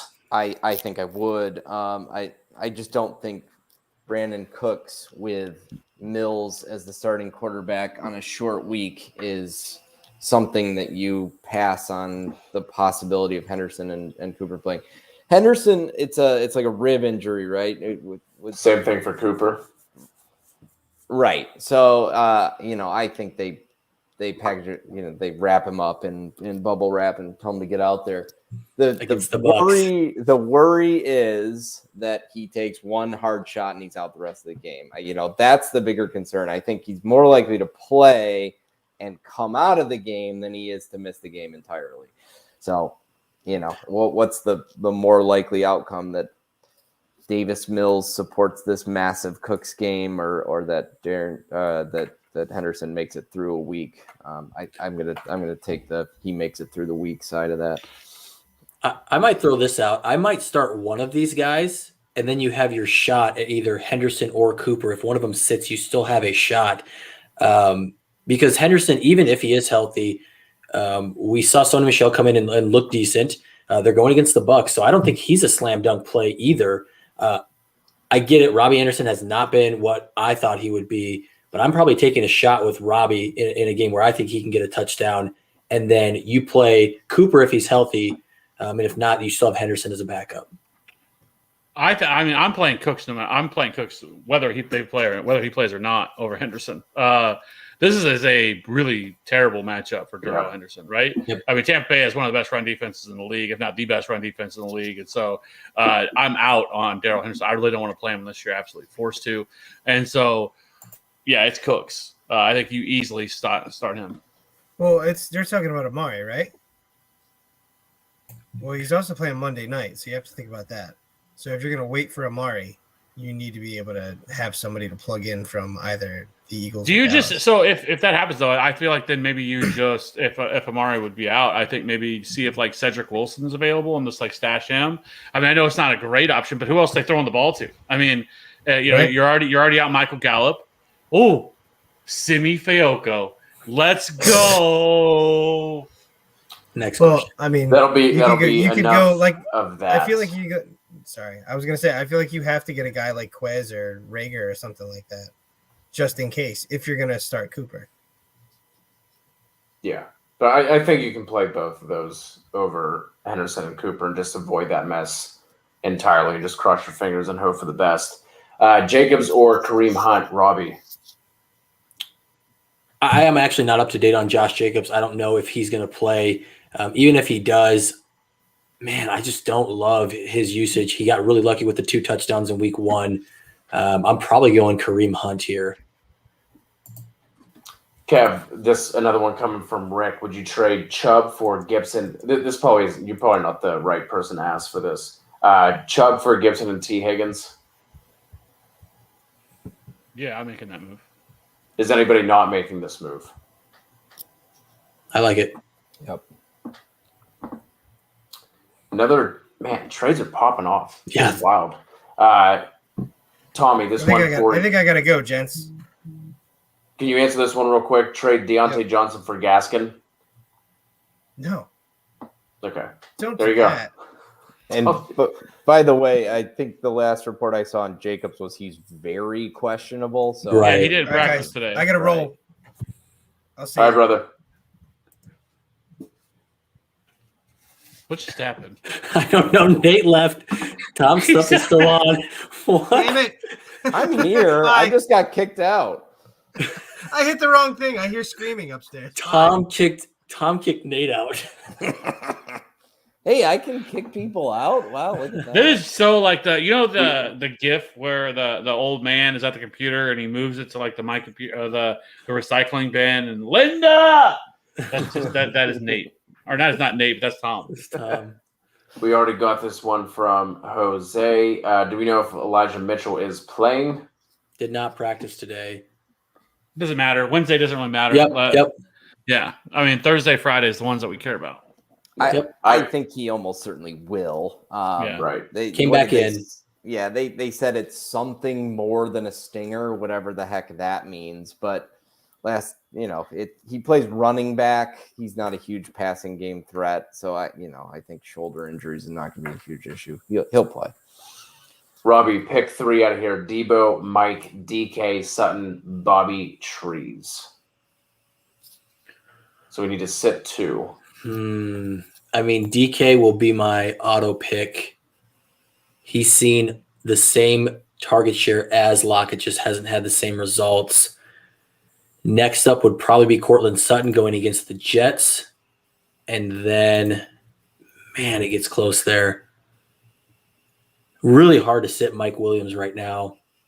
Also And hard to Debo. sit. Yeah, gosh. I do have Debo a little bit higher, but I am fine with either one of those. They're really close in the rankings. I wouldn't be opposed to either one, but I will say Debo, I have him slightly higher. Nate, you rolling with the same 3? Yeah, I agree. I don't think you can sit Debo these days. He looks like the number one in that. I mean, there's a reason George Kittle is underperforming. It's because Debo's just open all the time. Coming back to you on this one, Nate, from Santosh. CEH, Henderson, or Elijah Mitchell? I mean, if Mitchell is healthy and Sermon and Hasty are out, which I think it's looking that way. I mean, Hasty is out. Hasty's been Hasty's pulled out. Hasty's out. right? So we know he's out, and very probably good sign for Mitchell because Hasty was getting maybe a bit more of the passing game work. He was in on 2 of the 3 goal line plays. Now, the one that actually went in and Elijah Mitchell scored, I still don't know how he didn't score, but he's on my fantasy team, so the refs had to make sure that was overturned and cost me the game. But I think if Hasty's gone and not taking away those high value touches, I think Mitchell's the one to pick from here. I'd go CEH. I get it. The pass work has not been there. He's been disappointing. Had the fumble right, but we see him going against the Chargers, if I'm not mistaken. Yeah. The Chargers, who Kev said at the top, absolutely gave up a ton of yardage to the Cowboys. Gave up a lot of yardage to Antonio Gibson in week 1. It's just really hard because the opportunity is there, like Kev said, and then he's just on the best offense in the NFL. It's like it's going to click eventually, and when it does, you're going to be so pissed that you sat CEH. So I have to go CEH. but Elijah Mitchell is a fine play, especially if Sermon is out. Rob, we're going to come to you for this one, but I will say on that last question that it is closer than it should be, but I would also lean CEH for everything you said. But if you ended up starting Elijah instead, I wouldn't be able to be mad. But like Robbie, like you just said, I wouldn't want CEH to go off for 29 points chilling on my bench. So we have another trade question here. This one from Cash's Stylist. Would you trade Aaron Jones or Saquon Barkley, packaged with Cooper Kupp, for Jefferson and Kelsey? Talk about throwing around some weight here. Jeez. This is an adult trade. I would probably, between the two, I would trade Saquon because I just think there's more risk there than Aaron Jones. I've seen Aaron Jones be a top 5 back the last 2 seasons. So I'm going to keep Aaron Jones, trade Saquon and Kupp, which I do like because I do think, even though Kupp has been fantastic, I do like Justin Jefferson higher for the rest of the season. And then Travis Kelsey is just going to be a game changer at your tight end. I don't know who this individual has at tight end right now, but Travis Kelsey will be a massive upgrade. I would make that trade. It's not Darren Waller for he's getting offered this trade, right? Right. So. Right. Wait. We're trading Saquon and Cooper Kupp for Justin Jefferson and Travis Kelsey? Yes. No thanks. Yep, I absolutely would. I think the difference that will most likely this is somebody that's playing a streaming tight end. So the difference that you're going to get at tight end is massive. Kupp's been fantastic. I really like Kupp. I think rest of season though, I will still take Justin Jefferson over Cooper Kupp, and so I like those two over Barkley and Kupp. I don't know. I mean, I had some concern to Justin Jefferson heading into this year with how things were going to play out, and so far it's playing out a little bit like I thought. I think that this is an offense that wants to run the ball, and they haven't had the opportunity to because of the game scripts they've been in. And Justin Jefferson's not putting up the year he had last year, and I think Cooper Kupp's well on his way to a top 5 wide receiver year this year. And and if Saquon blows up, I mean, you're going to feel like a real idiot moving on from those running backs. And who else do you have at running back? I mean, to be able to make that move either way. I mean, because then you're creating a massive hole at running back, And so it would be a no for me. Like, I like Travis Kelsey, and I get all the what you get from that, and Travis Kelsey is about the most consistent as they come. But like if I'm trading a running back, I want more, especially a running back of these two types of running backs. Yeah, just real quick. I was drafting Travis Kelsey in front of Saquon Barkley in the preseason, and nothing has changed. So if you're comparing those two players, I get it. We probably want to see the rest of this team, but I value Kelsey over Saquon Barkley. And if he goes off, that means he's probably close to where Aaron Jones was to begin with. But you're right. We probably want to see the rest of the running back depth. Nate, break the time. We'll move on from this one. I'm a believer in Justin Jefferson, and I love the difference maker at tight end. So yeah, I was thinking the same thing, Robbie. I was like, if it was a draft day, I'd probably take Kelsey over Barkley. I'd probably take Jefferson over Kupp. So Yep. Kev, for Rico, who are you dropping, Callaway or Myers? I mean, I think you can drop either one of them if you have to. The question is for who? Callaway would be the one that I would drop. Same. Just in a vacuum. Ramuchas. Boyd, Gaskin, Scary Terry, or Juju in the flex in a standard league. Robbie, what you got? Yeah, this is Terry McLaurin for me. Yep. Triple Trey, are you starting Higbee over Kittle? Nope. Still rolling Kittle here. Raylan always coming through with the help. Would appreciate the like and the sub. Just hit that 2K mark. Is that what the F-bomb was about at the beginning of the show? What? Oh, yeah. Oh, yeah. He was pumped up about that. Absolutely. All right. Porsche rocking with us as well. Kellen Brown, always good when it says, I know you might hate this, but So Kellen traded Kyler and Tyson for DK. However, wait, listen, hear me out. The team is now Herbert, Saquon, Kamara, CD, Keenan, Hawk, DK, and MT at the flex. We are all Kyler fanboys here, but now knowing the team, are we okay with it? I don't like it, honestly. I think you downgraded quite a bit at quarterback. I think Herbert will be good, but I don't know if we see him have the same touchdown rate he had last year. And Kyler is absolutely going nuclear this year, and I think that does continue. This is a fast-paced offense. He has the weapons. I think he finishes, if not QB1, he's going to be right up there, top 3 QB. I get it. You get DK, but I think the points you gain maybe with DK, I don't know who the other flex was, but the points you gain with DK, I think you might lose at quarterback. And you lost Tyson Williams, who you're probably not playing most of the time, but if there's an injury, bye weeks, etc., he's a startable asset as well. He could be your flex, right? Like Tyson Williams to DK. Kev, did you have thoughts? I saw the inhale. Yeah, I probably would rather have moved Herbert instead of Kyler. I do think Justin Herbert has been very unlucky in terms of touchdowns and stuff like that so far. Yeah, just two so far. Yeah, so I think some of that plays into the factor here. But Kyler, I mean, he is once again on that heater like he was last year until he got hurt, where he was going to set a historic pace at quarterback. And I think that is in the range of possibility for him again this year. So, and I think DK is going to be a little bit frustrating, where there's going to be weeks where he's going to go off. He hasn't done it really yet, but where he's going to be kind of a little bit of boom or bust. None of us are starting Cooks over A-Rob, right, for tweak? Yeah, you're going Allen Robinson. I have to throw this one up. That's good. When Walito won't start Cooks, it's definitely A-Rob. Andrew Liddy joining us. Jonnu or Hooper? This is tough.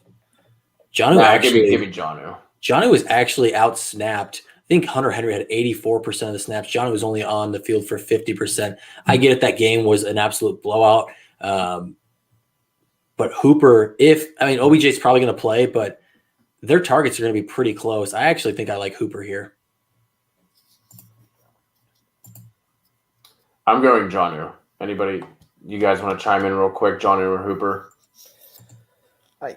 The Jarvis Landry injury is making the Browns rely very heavily on the tight end position. That's what happened in the last game. I know OBJ is supposed to be back, but I still think that there's guaranteed work for Hooper this week, and just doesn't seem like Jonnu's found a vibe in New York yet, or New England. So the thing I would say about that, though, is that with Hooper is Harrison Bryant is also involved, and David Njoku among these tight. So they have all these guys that are involved. I mean, Hooper's only ran 19 routes. He is 48th among all tight ends right now in routes run, and that is not an area you want to be in. And so, I don't really love Hooper. If you did, you're just hoping that maybe he finds the end zone. I would probably rather go Jonnu.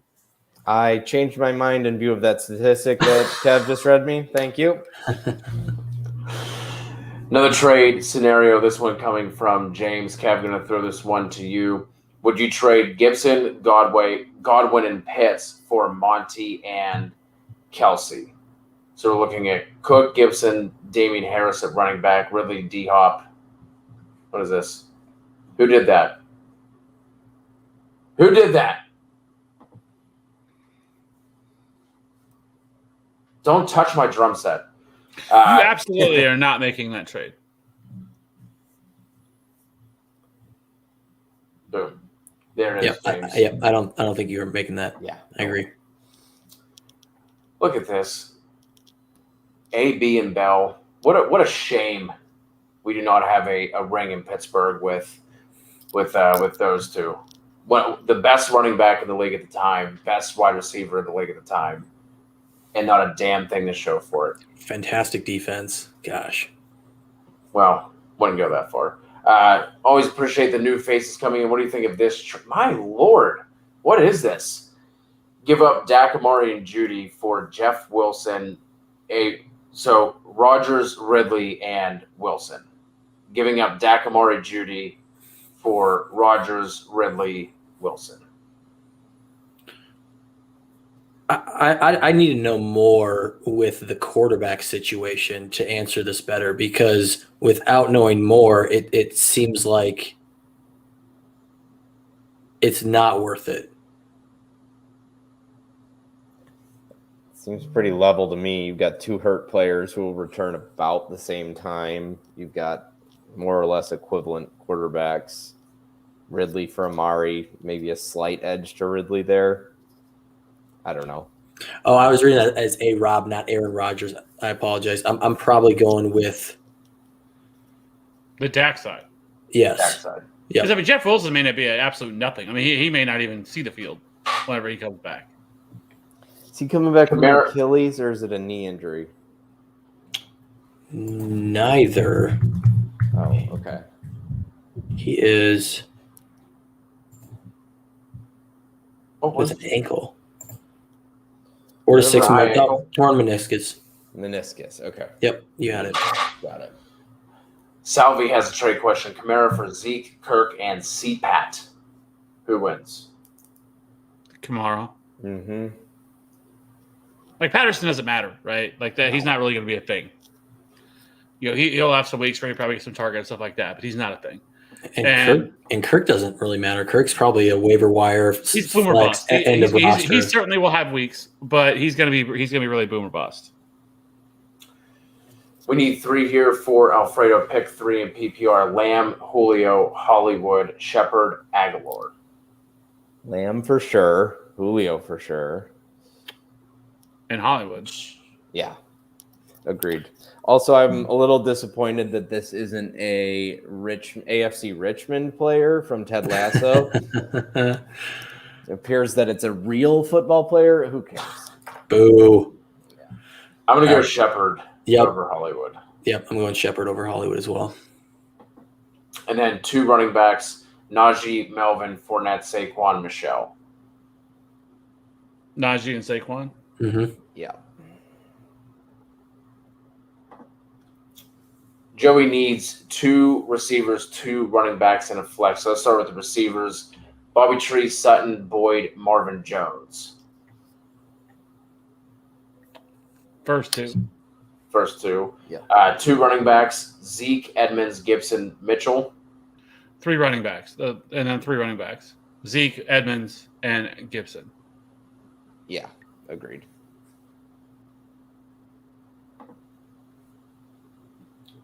Hey, let's go. Nice work. Courtesy undefeated. Tweak has another one here in between Hawk and Kittle. I think at this point you go Hawk, Oh, yeah. honestly. Trade one away. Yeah, so you have to both those guys. Yeah, that's what I would look to do. And it's going to be tough, though, right now to do it because, I mean, you're going to get the most for Hawkinson, right? Yep. Which would I don't be think great. it's hard to do. I don't think it's hard to trade Hawk right now. I don't know. I don't know if they're going to be that. I don't know if they're going to be that different though. Like I think it's possible that it's possible that by the end of the year we look at Hawkinson the same way we look at Darren Waller and Travis Kelce. No, I have. So if you do, preseason. See, the thing is though with that, like I am lower on Kittle in that scenario. I don't think he's in that same class as those guys. Same. I agree. So then yeah. So that's my point is I don't want to trade Hawkinson, but you're not going to get nearly as much for Kittle right now. Because of where he's at. Like, if you're going to do that, wait until Kittle has a really good week and then move him. He's still a name and tight ends. So, I mean, there's what 3 guys who are doing anything, and one's not Kittle. So, I think you could get something pretty good. You're still for going to him. get something, but I just Yeah. don't think you're maximizing the value of him. That's fine. He might have a week where he scores a touchdown this week. Then do it. This one for Murdoch. I would say you must be pretty thin here if we're talking about these running backs. Is there anybody you guys, I guess, can think of off the top of your head that might be on waivers if Murdoch is digging this deep? With Gainwell.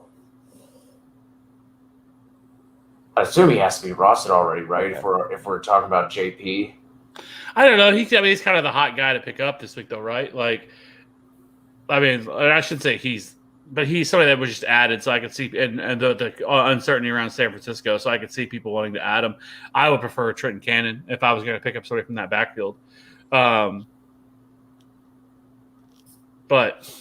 I mean, I think if you're looking at like other guys, I don't know. Right now, I mean, maybe Michael Carter got dropped the first week. Yeah, it's a bad week. Those are the two. Yeah, that was a good name. I was going to say Michael Carter, or I know Sony does not have a fantastic matchup, but if Darrell Henderson is out, I'm probably starting him over Sermon or Jaquez. Ty Johnson's still way more widely available than Michael Carter. Most So likely. yeah, because Ty most Johnson. people drafted Michael Carter in like the 6th, 7th, 8th round. I mean, He was dropped in every one of my redraft leagues after 1 week, so he Yep. was It works. dropped. Murdoch, let us know what the waivers look like. Kurt C, after going undefeated, is now thinking about sitting A-Rob in the flex for Tyson Williams. So I have Cup and Tyreek, Aaron Jones, JT at 1 and 2. Are we sitting A-Rob for Tyson? no. I mean, I really like Tyson matchup, but no. This one for Boba, trade Najee or Gibson and CD for Barkley and Diggs. Najee, I would lead Najee, right? Yeah, I would do hold that. Trade Najee and CD for Barkley. And Yeah, Diggs. I would do that too. Yes, definitely. Jen, what would be the better package, Tyson and Pollard or Tyson and Harris? Like he's acquiring, it'd be Tyson and Pollard. Yeah, I think the upside lies with Pollard.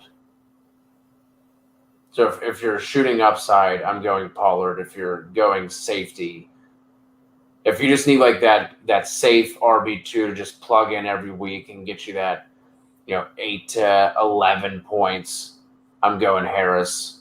But if you don't need either of those guys to start, I would probably lean Pollard.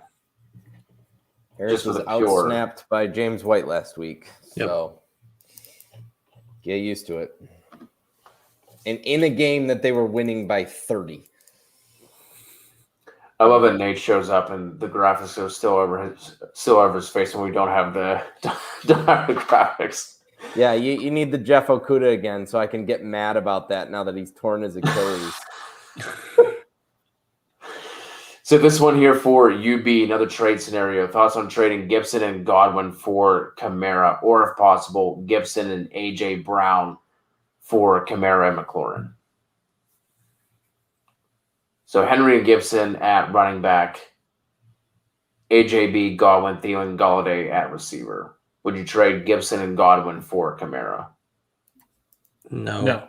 Nope. Or if possible, Gibson and AJ for Kamara and McLaurin. Does that one tickle your fancy more? It's close. It's close. I'm probably going Kamara McLaurin. Yeah, especially if it's got any PPR factor. I think that side's nice. Did we answer this one for Raylan yet? Was this an earlier one? J-Rob, CEH, Henderson, or Gaskin in the flex? CH. Clyde, across the board? Yep. CPAT or Davis? Davis. Rank these ones for Porsche, Harris, CPAT, or Javante. Javante, Harris. Which Harris? Damien, I guess. I'm assuming Damien. Yeah, I'm very high on Javante this week. Plays the Jets. Love it. I will go Javonte if that's Damian Harris. Yes. Kev, who should TX start if Deontay is hurt? T or Devonta? T. Agreed.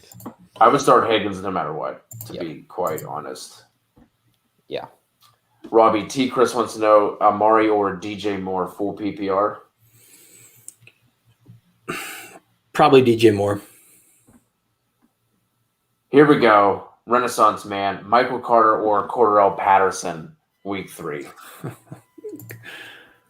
Oof. Who did the Jets play? We just said them. The Denver Broncos. That's right. Ugh, Not. Ugh. my God.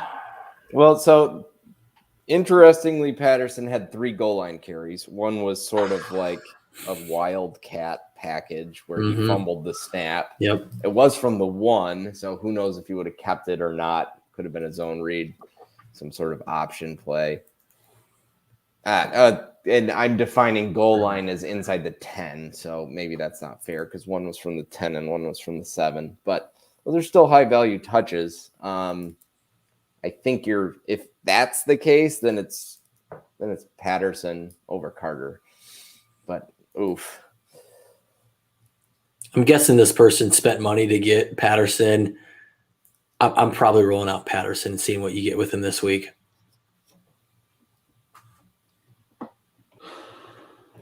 My God, we're so far behind. I don't know if it's going to happen this week, boys. I don't know if we're catching up Yeah. this week. I gotta log off in like 7 minutes. I gotta get on a flight at 5 a.m. tomorrow. So off to St. Louis. Let's go. Coming near Kevin lawyer myself. Yes. Off to lawyer and do a trial. Well, I think there's more important. You need to get your priorities in order. That's why I'm Kev, pick 2 here for Nick. CMC, Eckler to Saquon. Oh, this is tough for him. Oh, this is so tough for him. I'm going CMC and Eckler, but why not all 3? Do we not all start all 3? Nick, I if have- you're still with us a half hour later, let us know who you could potentially start Saquon over in a flex. Why can't you play all 3? Hey, we got Yes. another time we can say Brandon Cooks. This is Brandon Cooks. Yes, Is it? Is Is it? it? I don't think it is. know. Is it? I want Hollywood. Yeah, give me the that's Brandon Cooks. Marquise Brown against Detroit. He saw 10 targets last game. Yeah, No. for a team that wants to run the ball, they're not going to have to throw the ball. So yeah, it is definitely. The Lions Brandon- games have not been blowouts. I don't know what Lions games you've been watching. Teams have been throwing. Well, listen, it's Brandon Cooks, and it's Brandon Cooks and his 50% target share. This one here from Chapper is another trade question. Diggs for Eckler and Galladay. Which side do you want? Ooh. Eckler and Galladay. Look at this. Alexis Season coming back. Good to see Alexis Sazon in here. Hunt or J-Rob or Davis at RB2. Nate, I'll let you answer this one, then you can get out of here, buddy. Hunt. Boom.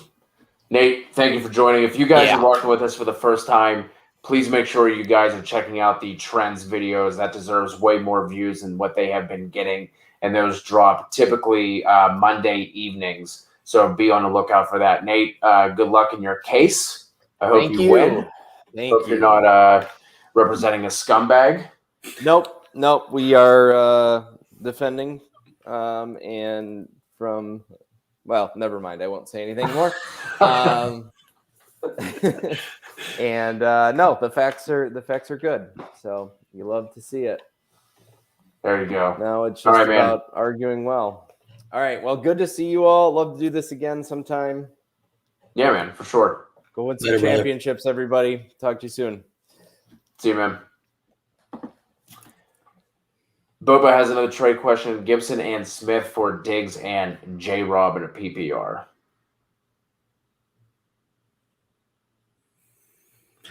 Gibson and Devonta.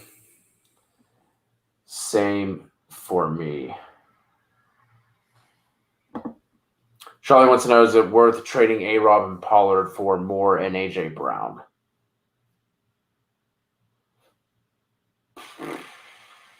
A-Rob Interesting. and Pollard or more for A.J. Brown. No, I'm keeping A-Rob and Pollard. Yeah. Reading yeah. is difficult. Kev, Noah needs 2 of these. A.J. Brown, A-Rob, Godwin, Mike Williams. Nice little group here. Mm-hmm. Which 2 are you sitting? Definitely AJ Brown's locked in, and then for me, it's probably Allen Robinson. But if AB somehow missed, it'd be Chris Godwin and AJ Brown.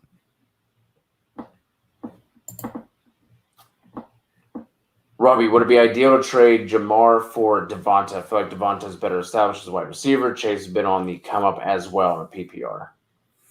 No, I like them both, but I like Jamar better going into the year. They both had their flashes. I will stick with Jamar, who I do think is the better overall talent.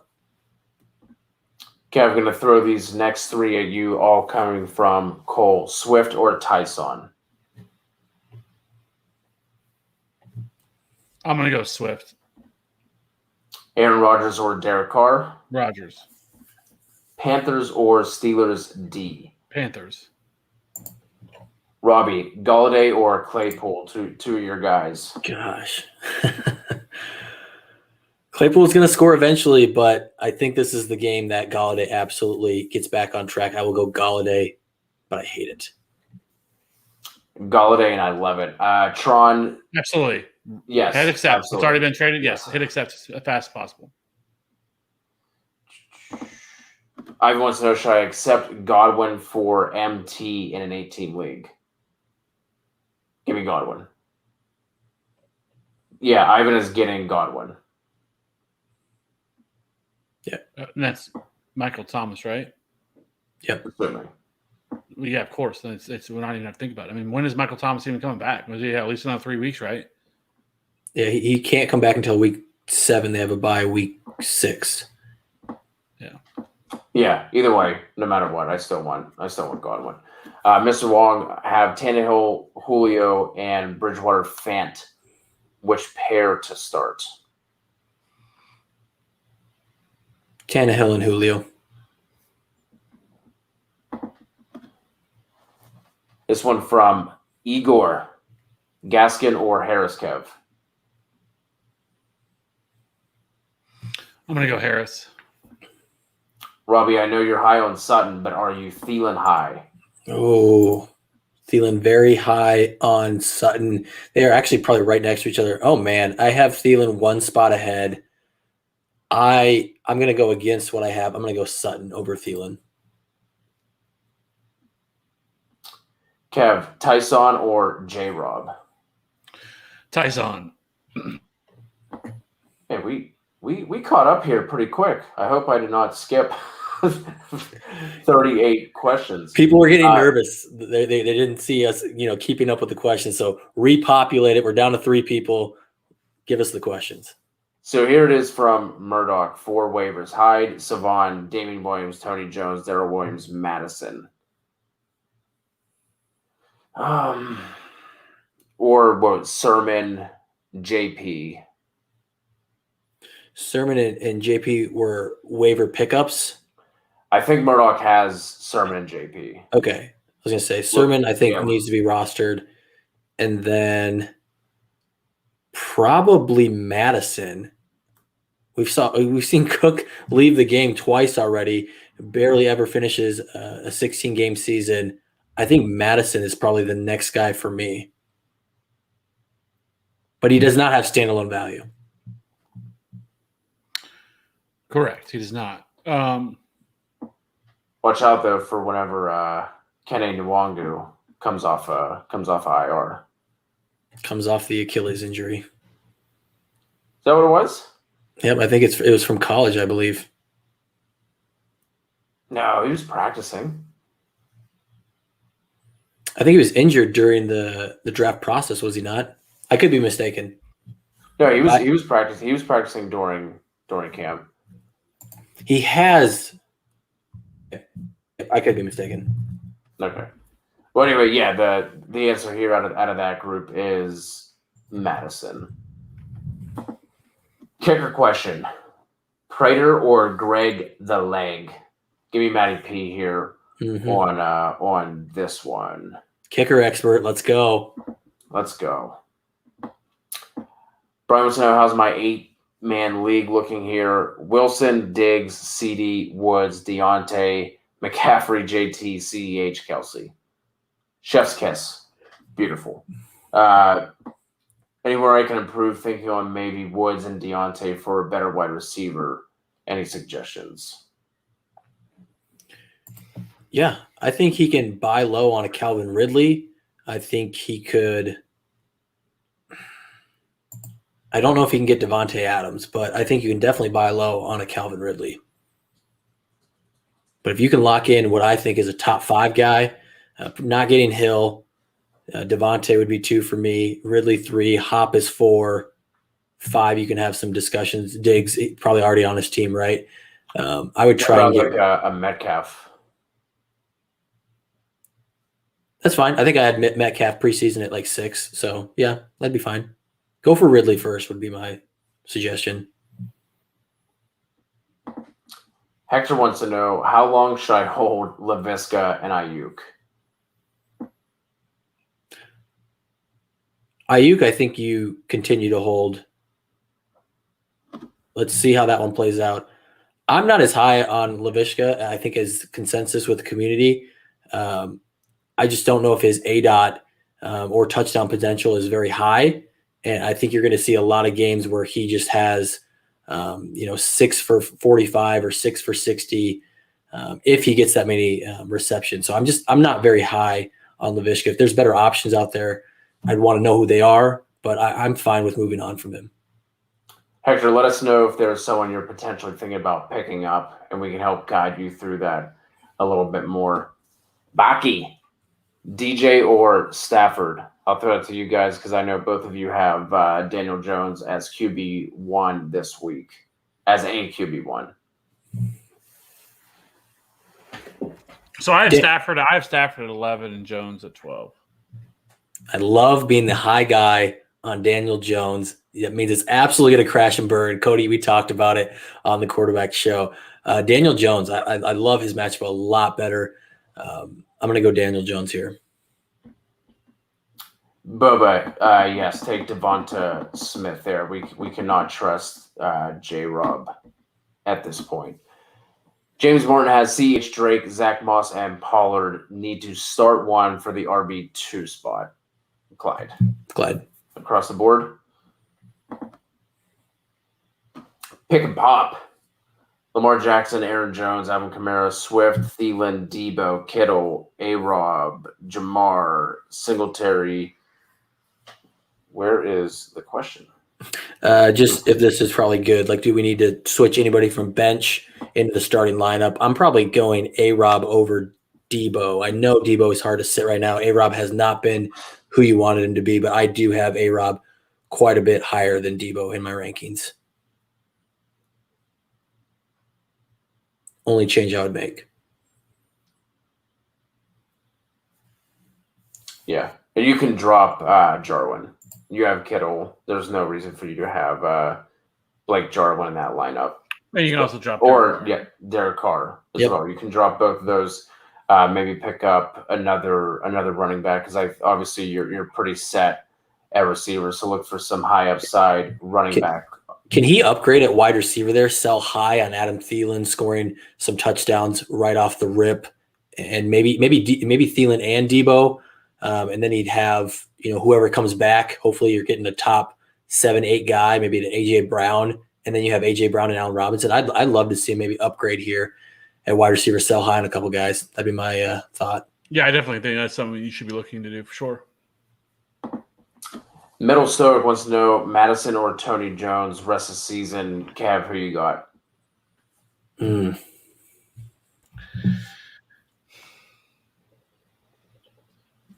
think it's probably Madison, just because it's probably easier to project. I mean, like, I'm I'm not going to try to bank on an injury to anybody, but if you're going to bank on one, it's probably going to come for Dalvin Cook. I mean, Dalvin Cook's already banged up. He didn't practice today. I mean, there's a possibility he doesn't play this week. I think he does, but he did not practice. He's dealing with an ankle injury. Like, he's never played a full 16 games. Like, I would probably prefer to have Alexander Mattison, because the only way Tony Jones really becomes valuable here is if Alvin Kamara were to go down with an injury. And for him, that's not something I'm banking on. But Dalvin Cook, you can almost put it in writing that he's going to miss a couple of games this year. This one for Brian, Mike Will, or Robert Woods. This is Mike Williams for me. How do you guys feel? It's going to be Robert Woods for me. Wide receiver 27 and wide receiver 28. Mike Williams is higher by one spot. Boom. Roasted. Kev, Cole Pierce, another one here. Henderson, Pittman, Devonta Smith, and a full PPR. Who do you like? Smith. Robbie, bocce ball here. So many great receivers, only 3 to pick. Godwin, Diggs, Debo, Rondell Moore, Jalen Waddle, KJ Osborne. Gotta love KJ Osborne being thrown in with that group. He has been really good, and this Vikings team is going to throw as long as their defense is injured and not good.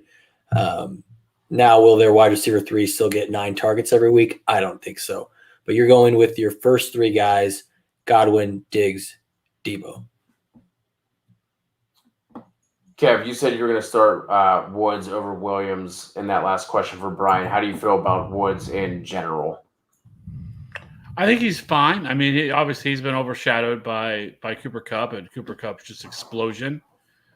But, I mean, he's still seeing a 23% target share so far through the first 2 games.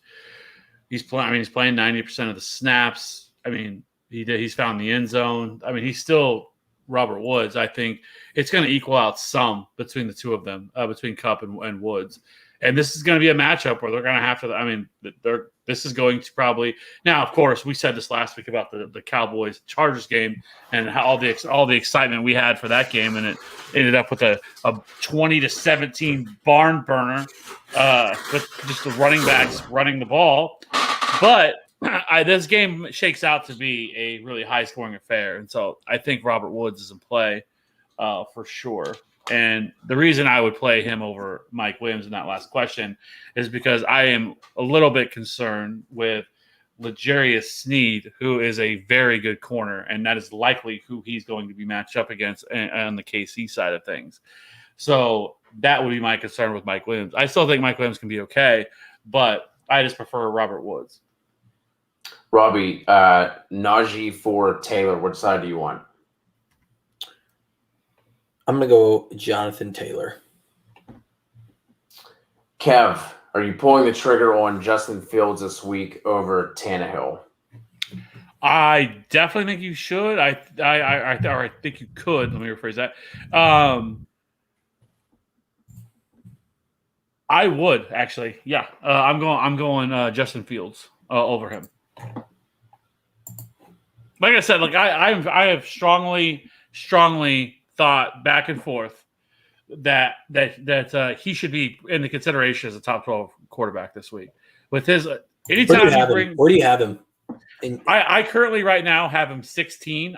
But the problem is I can't put him ahead of Daniel Jones in that matchup. Sam Darnold. I feel a little bit better about Sam Darnold and that matchup that he's going to get against Houston. And then I have Kirk Cousins, which I think that's going to be another shootout with Seattle. And then from there, I was Joe Burrow, where I kind of went back and forth with. I probably will end up having him ahead of definitely Joe Burrow. Right now I have him about 15, and I have Tannehill at 17. I think the problem here is that if Justin Fields has a good week, he probably sneaks in as a back-end quarterback 1. I don't think he is the type of runner where he's the Lamar, the Kyler, where he has an explosion week and you are kicking yourself because you didn't start him. But his floor, and I get it, I said this earlier in the show, he has a full week to prepare. I think he'll be much better than he was in relief for Andy Dalton. But he has a low floor. Like, he struggled in that game. And Did so he, though? I think Would we be saying that, though, had Allen Robinson not dropped that touchdown?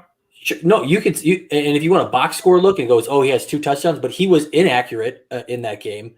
And we've seen flashes of that. We've also seen flashes of greatness. His first preseason game was fantastic. His second one was not accurate at all. So I'm just saying, I think we've already seen Ryan Tannehill's floor. I don't think they're as bad as we've seen them. The line has been really bad, but I think you're not going to kick yourself if Justin Fields has a low-end QB1 week, because I think Ryan Tannehill is going to be right there. But I think Ryan Tannehill could go off where you'd be really upset if you see Justin Fields' floor of 14 points, 13 points, and Ryan Tannehill goes off, which I think is much more likely, and he has 25 points. So that's where I will go with Ryan Tannehill.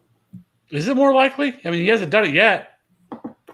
Yeah, he's done it for 2 years. I'm not going to overreact to 2 weeks. We'll see. Don't overreact. Don't overreact to 2 weeks. I'm not, but like I said, I will always value 9 times out of 10. I'm going to overvalue a guy who can pick up 70, 80 rushing yards on the ground. I mean, he had 10 carries at a half last week. That's not changing. And in reality, 30, I think 30 we may end up having to take a look at where we view David Montgomery long term. If with that as well, like, does that affect him at all? How's that going to affect him? We'll see on that.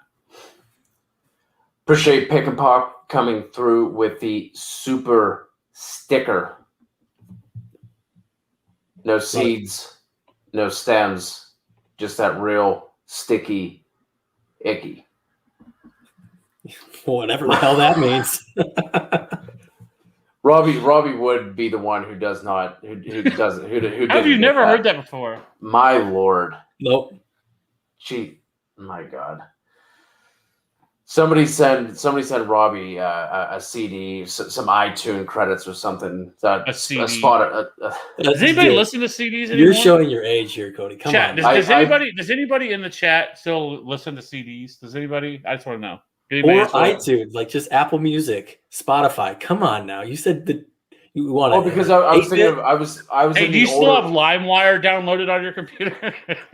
That's why his computer's crashing. Napster. That's why his computer is crashing. The LimeWire, it's doing it. Who's in your top 8 of your friends on MySpace? Not you, Kev. So we can move on to the next one. Mark Maloney wants to know who should I flex: Elijah Tyson or Mike Williams in a half PPR. Robbie, who you got? Oh my gosh. It's Tyson. It is Tyson for me, but it's very close to Mike Williams. It's Tyson. I love that matchup. I think they'll do really well on the ground. Here we go. The random question from Raylan: Megan Fox, J Law, or J Lo? This is J Lo for me pretty easily. Incredibly easily, actually.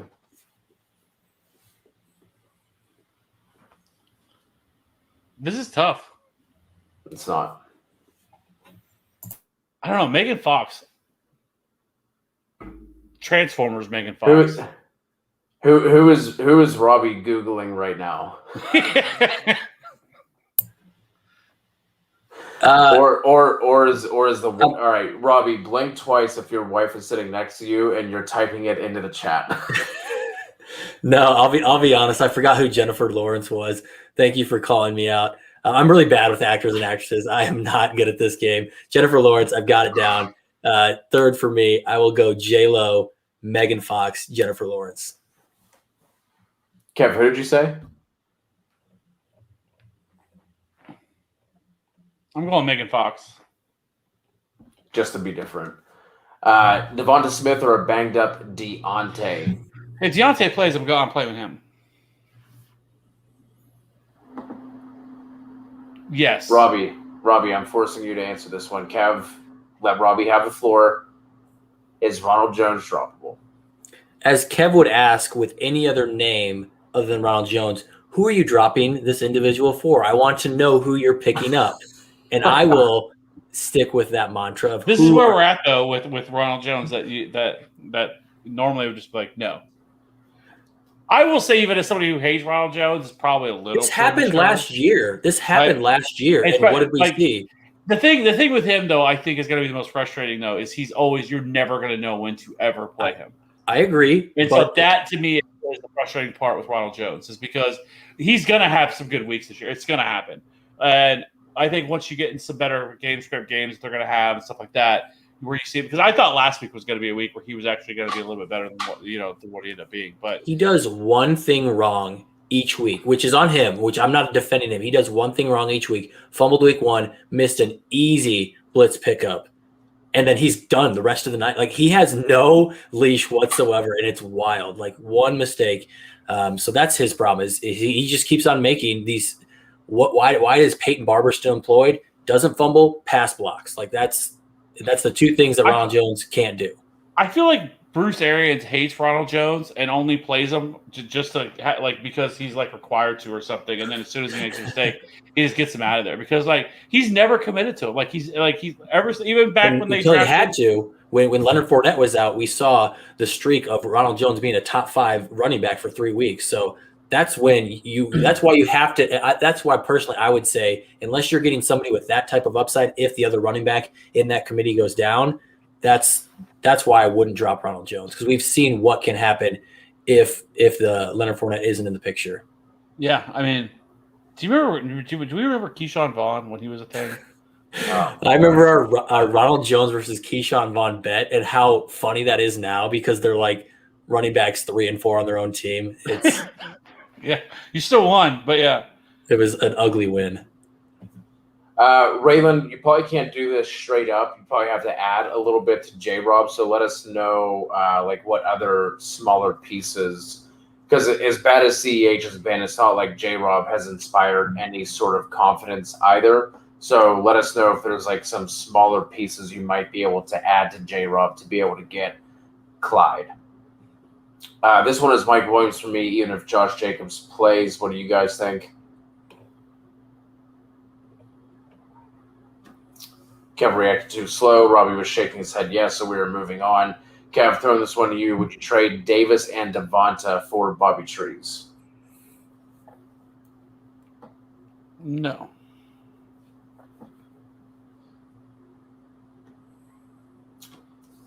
Another one here from Cole, 1-1 and a 10-team full PPR. Got shit on my two. Should I think about making any changes? Murray, Kamara, Swift, A.J. Brown, Moore, Waller, Panthers, Henderson, Juju, Gordon, Ruggs, Tyson, and CPAT. No, I mean, obviously Kamara not coming through the way that you're expecting. A.J. Brown not coming through the way you're expecting. But I think with this team, you stay patient. I think this is the biggest thing with week 2, because he's actually only 1-1, but I think a lot of teams that are 0-2 are going to panic because the names that you said there, A-Rob is in that list, maybe Zeke a little bit. There's going to be plenty of guys, Ryan Tannehill, that you're worried. And I think it's a long season. These guys have stretches of good games and bad games. This is a good roster. This is a roster that should win more weeks than it should lose. I am not panicking. Kev, would you try and trade away Godwin? This one from Andrissimo. No, I mean, I don't know. Sure. I mean, you can trade anybody away. But for what? What are you trying to acquire? I don't think I'm not actively looking to trade Chris Godwin. No. Correct. Right back to you, Kev. Rondell or T Higgins. Robbie, Zeke, Gibson, Saquon. No, we did not already answer this one. This one from Shay. Who are you sitting out of this trio?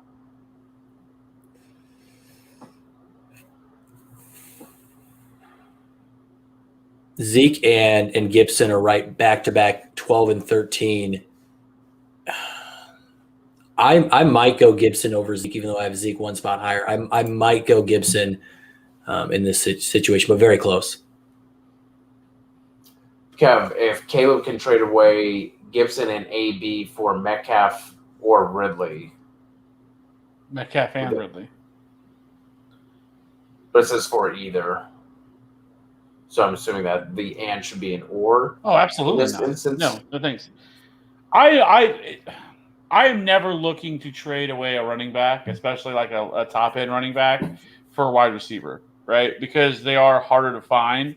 And so I have to be getting the better end of the deal if I'm going to trade away a running back for any wide receiver, right?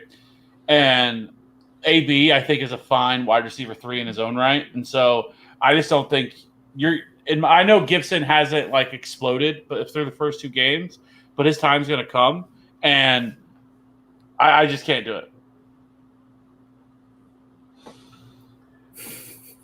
I love that. Hey, random question. If we're going to talk about random question, if you remember, do you guys either remember your first CD you ever had? Now 8. Kids It had Bootylicious, track 1. It had Dirty Pop, track 2. I don't remember the rest of them, but I do not remember my first CD, but my first cassette, I believe, was ancient. You guys are ancient. It was either LL Cool J or TLC. I can't remember. It was one of the two. So for me, it was I cannot remember which. It was either Space Jam, the soundtrack, Ooh. or it was Drama. And I know people may not know. Like if you go search, you had one song that was hot back then. Drama. That I can't think of which one that would be. I do remember having my buddy's mom lie to my mom for me to get the uncensored Nelly CD. It wasn't my first one, but I remember this specifically. I had to like call her and be like, "Mom, I'm telling you, there's no other versions of the Nelly CD in the store. I have to get the uncensored one." And my buddy's mom actually came through and lied for me. She's like, "Yeah, there's no other version. He has to get the parental advisory one." All right, this one for Shay. We need 3. Evans, AJ Brown, CD Claypool, Debo. Kev, who you got here out of these 3? AJ Brown, CD, and Debo. Ooh, going Debo over Evans, huh? All right. Bocce Ball with another question. Just traded Nyheim Hines for Ty Johnson. What have you done, Kev? This is bad. Don't even do that. You know this is bad. It's not bad. It's not bad. This is bad. It's not bad. The arrow was pointing up for Ty Johnson. Ty Johnson. Because it couldn't go any lower. It couldn't go anywhere. It had to go up. This is bad. Ty Johnson is happening. He is the 1A on that offense. This is now it's still the Jets offense. So we got to keep that in context. But and even if he's the 1A, what does that mean? He gets 8 carries a game instead of 6? Listen, would I have traded Nyheim Hines for Ty Johnson? No. But I'm still riding with Ty Johnson. I think he's a fine bench stash right now. That's fine. But you need to tell the honest truth. I did want to ask you guys, because I am surprised that I have not seen a single question or a single mention of this man. Quintez Cephas has quietly went about his business. He has double-digit fantasy points each of the last 2 weeks, put up 16 last week. And he's actually looked really impressive. He's made some really nice catches so far in this offense. And like we all knew, Tyrell Williams, whether he's hurt or not, who cares? He's a nobody. And so, he's the number 1 wide receiver in this offense. And now, granted, it's not a sexy offense. It's not but Jared Goff has looked competent enough. And Quintez Cephas just getting no love. And I think that could be a mistake. And so I don't mind some, I think people should be adding Quintez Cephas. Let me put it that way. I'm just surprised nobody's even brought him up. Not a mention of a guy who has put up double-digit fantasy points in each of his first 2 weeks of the year. Well, week 1 is a little misleading. He had 3 for 12. The tutty saved him, and then went up against Air week 2 against Green Bay as well. It's a gross offense. It's going to run through Hawk and the running backs. I think it's just hard to want to, because even if you pick up Cephas, are you ever going to feel comfortable hitting that check?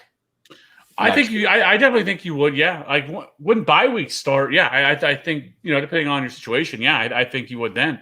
And I don't know. Maybe he is a thing. And so I don't mind adding him, fine with his that. numbers are a little bit off because of what happened because of the first week where he didn't play as much. He only played 45% of the snaps in week 1, but he played 94% of the snaps last week. But he was still targeted 7 times in both games. And so, somebody like that should, if you're going to get that kind of volume, granted, it's not a bad team. He has a competent enough quarterback. It's not like he has just the worst quarterback in the league. Not that Jared Goff is great, but they're going to be a bad defense. They're going to have to throw the ball a ton. And so I just think the targets are going to be there for him, and there's nobody else there. Amon-Ra St. Brown hasn't really been involved at all. And, we're talking about Trinity Benson is out here, and I know everyone's and this listening to this has no idea who Trinity Benson is. I played him and Showdown slate last week on DraftKings. But degenerate. That's where they're at. Like Trinity Benson is out here getting snaps. And so I do think Quintez Cephas should be rostered in more leagues. Robbie, this one from Mark. Who should I flex? Mike Davis, Mitchell, or Tyson? Tyson, but I want to see what happens the rest of the week with that 49ers backfield. Ben Coates. Appreciate Ben Coates joining us. Good to see you're enjoying your retirement. Robbie Anderson and Kenyon Drake at flex this week, Kev. If Josh Jacobs is out, I think I'm going to go Kenyon Drake. I'm going Robbie Anderson there. Brandon Cooks, A-Rob, Roberto, Woods, T. Higgins need to start 2. Robbie, who you got? Robinson and T. Higgins. Kev, Gator fan, 1 5er. Pick 2 to start in flex. Rondell, CEH, Anderson, Claypool. CEH.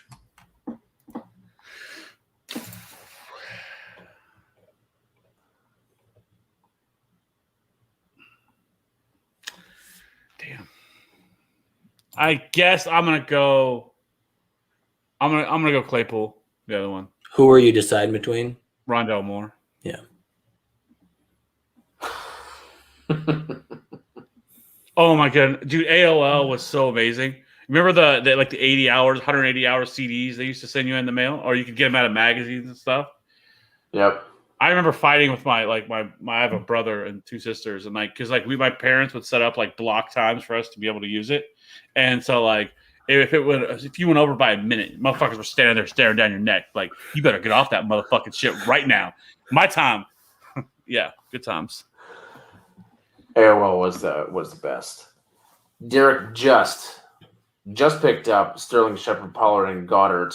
Dropped Gage, Murray, and Cook. I like it. Well done. Really well done. Zoo, Cook, Gibson, Harris at running back, Hopkins, Ridley, Lamb, Godwin, AB at receiver, Pitts at tight end. Should I trade Godwin, Gibson, and Pitt? We already hit this one, correct? Yeah, Kevin, you said you're doing it. Right. Correct. What about this one? Would you trade away Chubb for Saquon and Debo? Yes. Ian wants to know, would you sell Pittman and Ruggs high after their big weeks? I mean, you can, but I don't know exactly what you're going to get for them. I think they need a little bit more sustained success to be able to make that happen. I think you could, but I don't think you're going to get as much as maybe what you have envisioned. I think you're better off holding them. And if they continue to produce like that, then I think in a few more weeks their value is going to be higher than what it is. So, yeah, I wonder if you can get a Robert Woods. If you package those two, I'd like getting a Robert Woods level player. I think it's possible. It just depends. I mean, yep. Yeah, worth the ask. OQ Mendez need 2 running backs and a flex. Let's start with the running back Saquon, Tyson, Hunt, Clyde, Drake, White, McKissick, Pollard. So to me it's Tyson, Saquon, and CEH are the 3. Yep.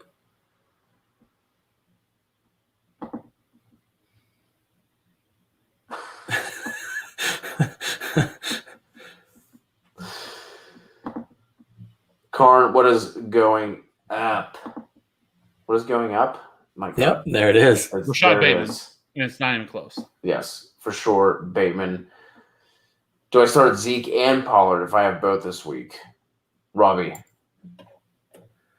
I'd want to know who you're starting Pollard over.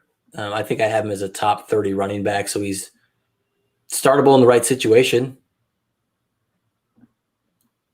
Kev, Gaskin, Fournette, or Ingram for JK?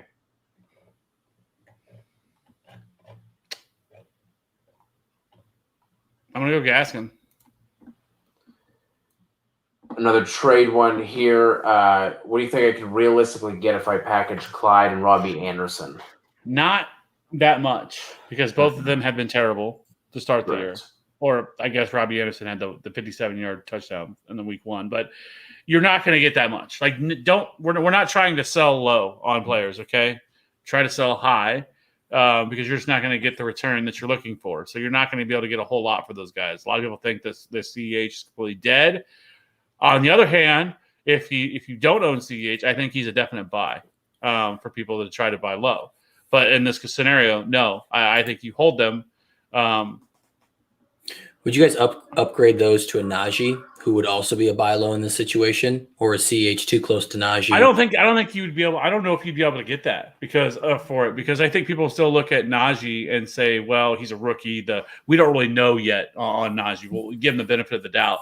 Where I think people already looked at CH last year and how he was a bust and he was a top 6 pick last year. Didn't work out, so that really soured a lot of people. And then now this year he started out this way.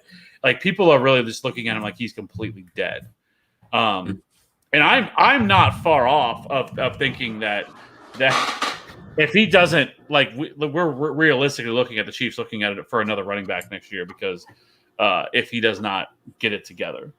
Well, they need to. That running back room with Jerick McKinnon, they definitely need to upgrade that. And Darrell Williams, and the part that hurts my soul is that the Chiefs realistically could have had DK Metcalf and Jonathan Taylor or DeAndre Swift or any of those running backs, and we got McCole Hardman and CEH. Whoops. And Darwin Thompson. Don't forget about Darwin Thompson. Would you guys bench Monty for any of A-Rob, Chase, Hunt, or Jamal Williams? For Allen Robinson, for sure, but then the rest of them, no. I mean, Chase, you can make an argument if the situation's right, but not for me this week. The volume's still there. Kev, do you think there's any chance that Gordon stays productive as an RB2 for the rest of the year? Everybody No. has 4 or 5 weeks of life. Kev is one of everybody. I'm also one of everybody. Yeah, no, it's not. Like, he's already losing the touches. If it weren't for that 70-yard run, we'd be looking at Gordon a lot differently. I don't care about the 70. Like, that doesn't even enter my mind. That doesn't even matter to me. Like, he looks visibly not even close to the talent that Javonte Williams brings it to. Like I said, like, watching him last week, like, he looks like he's running in quicksand out there. Like, he just looks like an old aging running back. And so there's no scenario unless Javonte Williams gets hurt that he's not dead. All right, boys, let's go rapid fire through these last couple and get out of here. Robbie, wide receiver 2, Davis, Beasley, or KJ Osborne?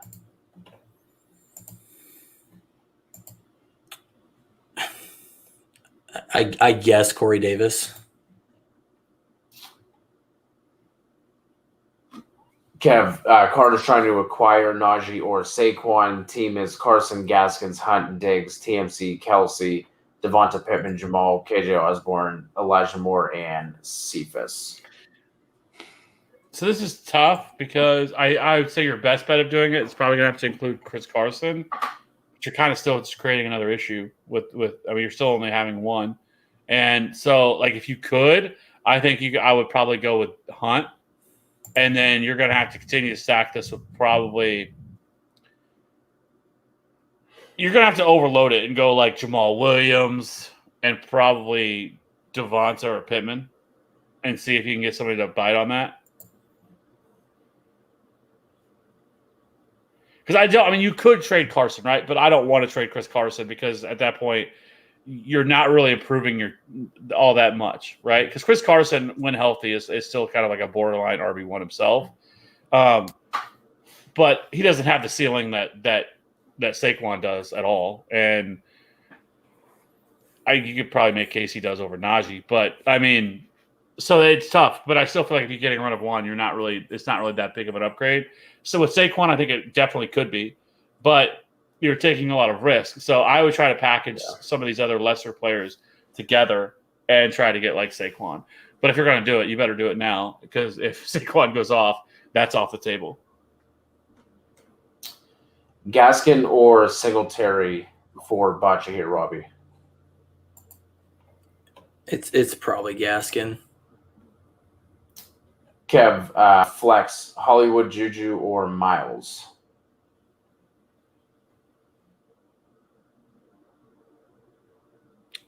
Miles Sanders. Robbie, Tanny or Rogers? Rogers. Juju, T. Higgins, Cooks, Woods, Osborne, Allen. We need 3 in a PPR. Kev. So we're all going to agree Allen Robinson. He's a lock. And then T. Higgins and Robert Woods. Boom. Yahtzee.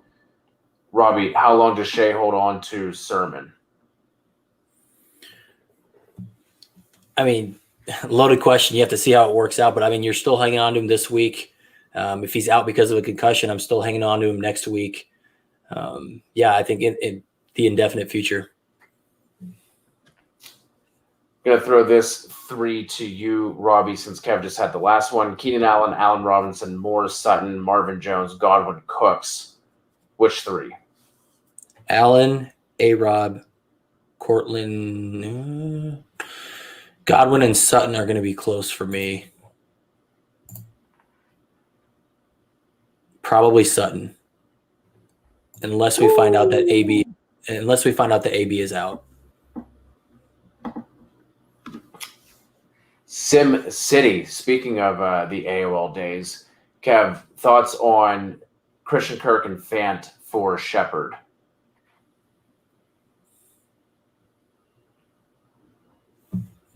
No, I don't think I'd make that move. I mean, no, I wouldn't do that. Robbie, coming to you for a Superflex question from Tam. Please pick 4: Bobby Trees, Shepard, DJ Moore, Mike Williams, or Pittman. So Superflex not entering the discussion here. Yep.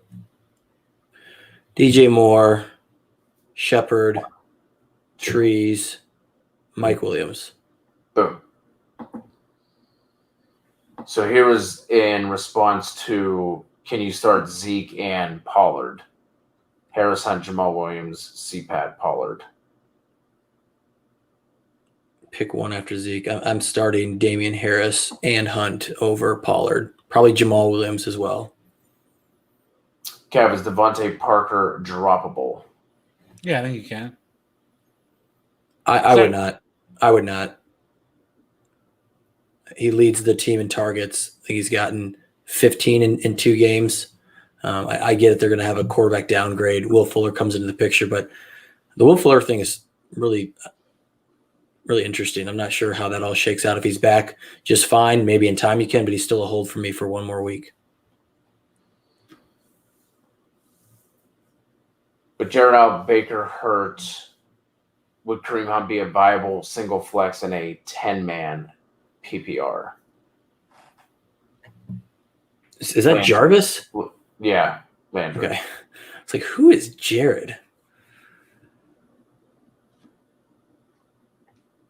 I'd want to know the other options, but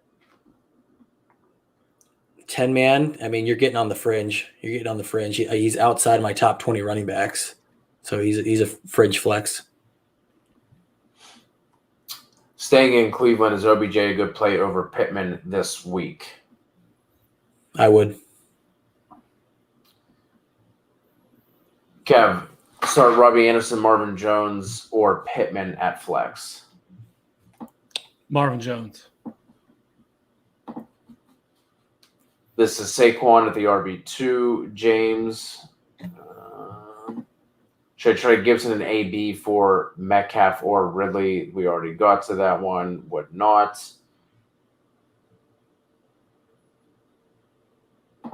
Gator fan two-parter, Robbie, Cardinals or Panthers? Panthers. Worried all about A-Rob and Ridley? Nope. Nah. Not at all. Pick 3, Kev. This one for Tam again. AJ, Shepard, Juju, A-Rob.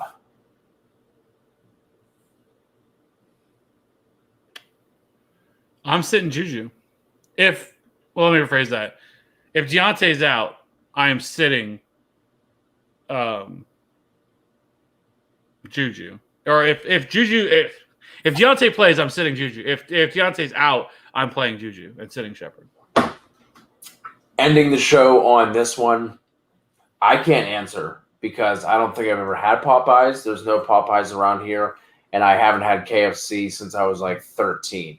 So Popeyes is any not of you good. guys, Popeyes is not good. I do not get the love behind Popeyes.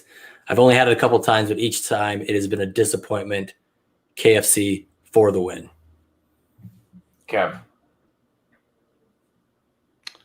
It is Popeyes, and it's not even close. Shocking. Shocking. But for full disclosure, I am not a fan of fast food fried chicken. I don't mind like the sandwich, like the Popeyes chicken sandwich is pretty good. It's not as good as Chick-fil-A spicy chicken. Okay, let's get that out there now. People were all hyped about. People were like fighting in the drive-thrus for that damn sandwich, and I was like, all right, I'm gonna try it. Got to give it a try. You know, I'm not gonna knock until I try it. I tried it. And I'm like, meh. I'm like, okay, this is it. This is the thing that everybody thought was amazing. But anyways, yeah, it's still Popeyes over KFC. Do we have any suggestions for guys we can drop? This is probably something we need to do a better job of, Kev, on the waiver show, just giving some names that we think you can go ahead and cut ties with off the top of your head. This is something I would like to sit down and think about a little bit more. Any guys you guys can think of off the top of your head that you could go ahead and cut ties with 2 weeks into the season? I mean, it's all dependent on who you pick up. But I have seen enough from Callaway where I'm willing to drop him. Cool. That's one off the top of my head.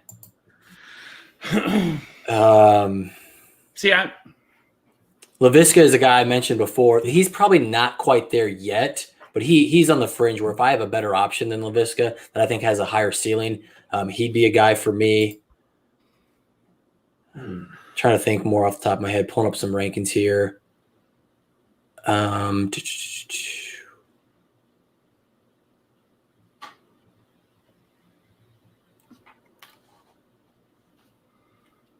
This would be one to circle back on. Gator, are you in the Discord? Yeah. I don't know if people rush. I don't know if people rush to pick up like a Peyton Barber or something like that. But I wouldn't be holding on to a Peyton Barber. We know who he is. I think it's all relative to who you're saying all to who you're going to pick up, right? Because I think you can make a case for dropping a lot of players, but like, who are you adding them for? What's the risk versus benefit on that? And the same thing, like you said, like you brought up Callaway. Like you can drop Callaway, you definitely can. But for me personally, am holding him because I just feel like the first two games were terrible, right? And so whichever way you want to look at it, but I think that he probably becomes more involved. But like I said, if you had to drop, I think you definitely can. But it just depends on who you're dropping him for, and you know what. I'm not dropping him just for anybody. Like they're certain. Like a De'Ami Brown, would you drop Callaway for De'Ami Brown, or are you keeping Callaway? I think that's where it gets close. I think I would hold him. For that. What about him or like Quintez Cephas? Cephas. Yeah. I will say. So some other guys that are just coming to me as I'm thinking about this. Like, I think McCole Hardman. I think you could drop him if you needed to. He's not going to be a thing. Okay, he's never going to be a thing, and he's gonna have weeks here and there. But like again, it's all relative to what we were talking about. But like, I think McCole Hardman is somebody you could drop if you had to. I will say the one positive thing for Callaway is that he doesn't need a lot of plays to make it his fantasy week. I think he's that type of receiver where he can have a good fantasy week and only have 5 targets. One goes for a long bomb. He catches a couple others, and he has a good fantasy week. So it has to be a guy that I can see kind of either matching that or that's not going to have a Michael Thomas coming back to kind of push him even farther down the pecking order. So I actually think Michael Thomas could actually help him by taking away coverage from him. And like I said, he's had like 2 legitimately really bad matchups with seeing Jair Alexander in week 1. Now he wasn't shouted by him, but I mean, he still saw a lot. And then last week with Carolina's defense and how good that defense has been. So he saw really 2 really bad matchups in those first 2 weeks. So I think we can answer this by saying backup quarterbacks and backup tight ends, because this is week 3 and we're still seeing individuals with 2 of them. If you take nothing else from this, backup quarterbacks, if you're in a single QB league, and your backup tight ends, all very droppable. Yeah, Gator fan, jump in the Discord if you're not already in there. Let us see the roster, and we can definitely help you out a little bit more. This last one from Anthony Ort, I would not start Hunt over either of those names. Not sure how you guys feel about that. So Gator would have to choose between Robbie Hines, Connor, Rondell Moore. Why do you have to pick up a kicker? here's the pro move here. Okay. Yeah. Why do you have to pick up a kicker? That is a good question. I was going to say, probably dropped a kicker, picked up one of these names. Maybe Rondell Moore, was a hot name that he picked up. He dropped his kicker because he didn't want to drop somebody else. And now he's getting to the point where he has to set a lineup, probably needs a kicker, has to drop somebody. Just don't play a kicker. Yeah. I don't know if I'm going to advocate for that. So it's funny though, because who was it? Who did that on Twitter? Jake Seeley did that because he is like completely against kickers, hates them. Yes. And he literally all year never started a kicker all year, the entire year, and won his league. Yep. I'm like, that's why you don't fucking play kickers. That's fantastic. 2 years ago in my home dynasty league, the kicker, I can't remember who it was at this point, but the kicker that I carried from the end of the season to the beginning of the season got cut, and we don't have pre-week 1 pickups. So I had people hitting me up and being like, "Hey man, throw me a 4th for this guy." I was just like, "I'm not trading for a kicker." Like, "All right, man." Blah, blah, blah. I ended up winning that. Like, it wasn't a full year thing like Jake, but I remember just being like, "There's not a chance in hell." Like, I'd rather my team burn to the ground before I trade for a fucking kicker. But out of this group, let's say we do have to drop one to pick up the kicker. Robbie Anderson. Yeah, I think I'm probably going Robbie Anderson, even as the bigger fan of him. I just think most weeks he'll be meh. He does have his boom weeks, but I see the trajectory a lot higher for some of these other individuals. I'm not sure if this came in while we were talking about people you can drop. Obviously, you can drop both of those, but let's say they are potential pickups. Obviously, with the injury to Rod, are you guys interested in either of these names? I don't think we would see Deshaun Watson play no matter what. So I would not be picking up Watson. Are you guys picking up Jacques P? No. Magical. Giving up on Clyde this week. Should I go Shepard or Mike Williams as my flex? I'm still playing CEH, but if you absolutely are against it, then I would go Mike Williams. I think he's saying as an ad. I think with Deshaun Watson, like I think that at least I would be monitoring the situation because especially as we get closer to the trade deadline, it might not be a bad idea to stash him. But I just don't like. I continue to try to think of like what team could trade for him, and the only team that really comes to mind right now, because if you're trading for Watson, you're trading for the long term, right? You're not trading for this year because he's under contract for a really long time, and this is not going to happen.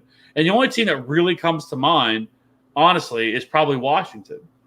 Like maybe Miami could do it if they're just sold that wait, we got all the pieces. We need that quarterback.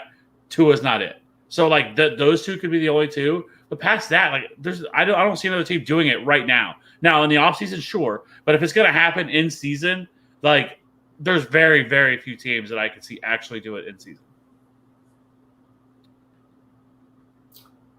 Last one, and then let's get out of here from Mark. Would you trade Monty for CeeDee Lamb? Other RBs are Eckler, Davis, Tyson, and Elijah. I don't like that. I would do it. For CeeDee Lamb, I would do it. Yep. No. I think he's pretty scary. You're voted, Robbie. We're getting out of here. We appreciate all of you guys. Please hit us with that sub and that like. Any other questions that we did not get to, leave a comment on one of the YouTube videos, or better yet, jump over to the Discord, absolutely free, and we will answer your questions over there. So until the next time, for the trio, for the Three Musketeers here, we'll see you later.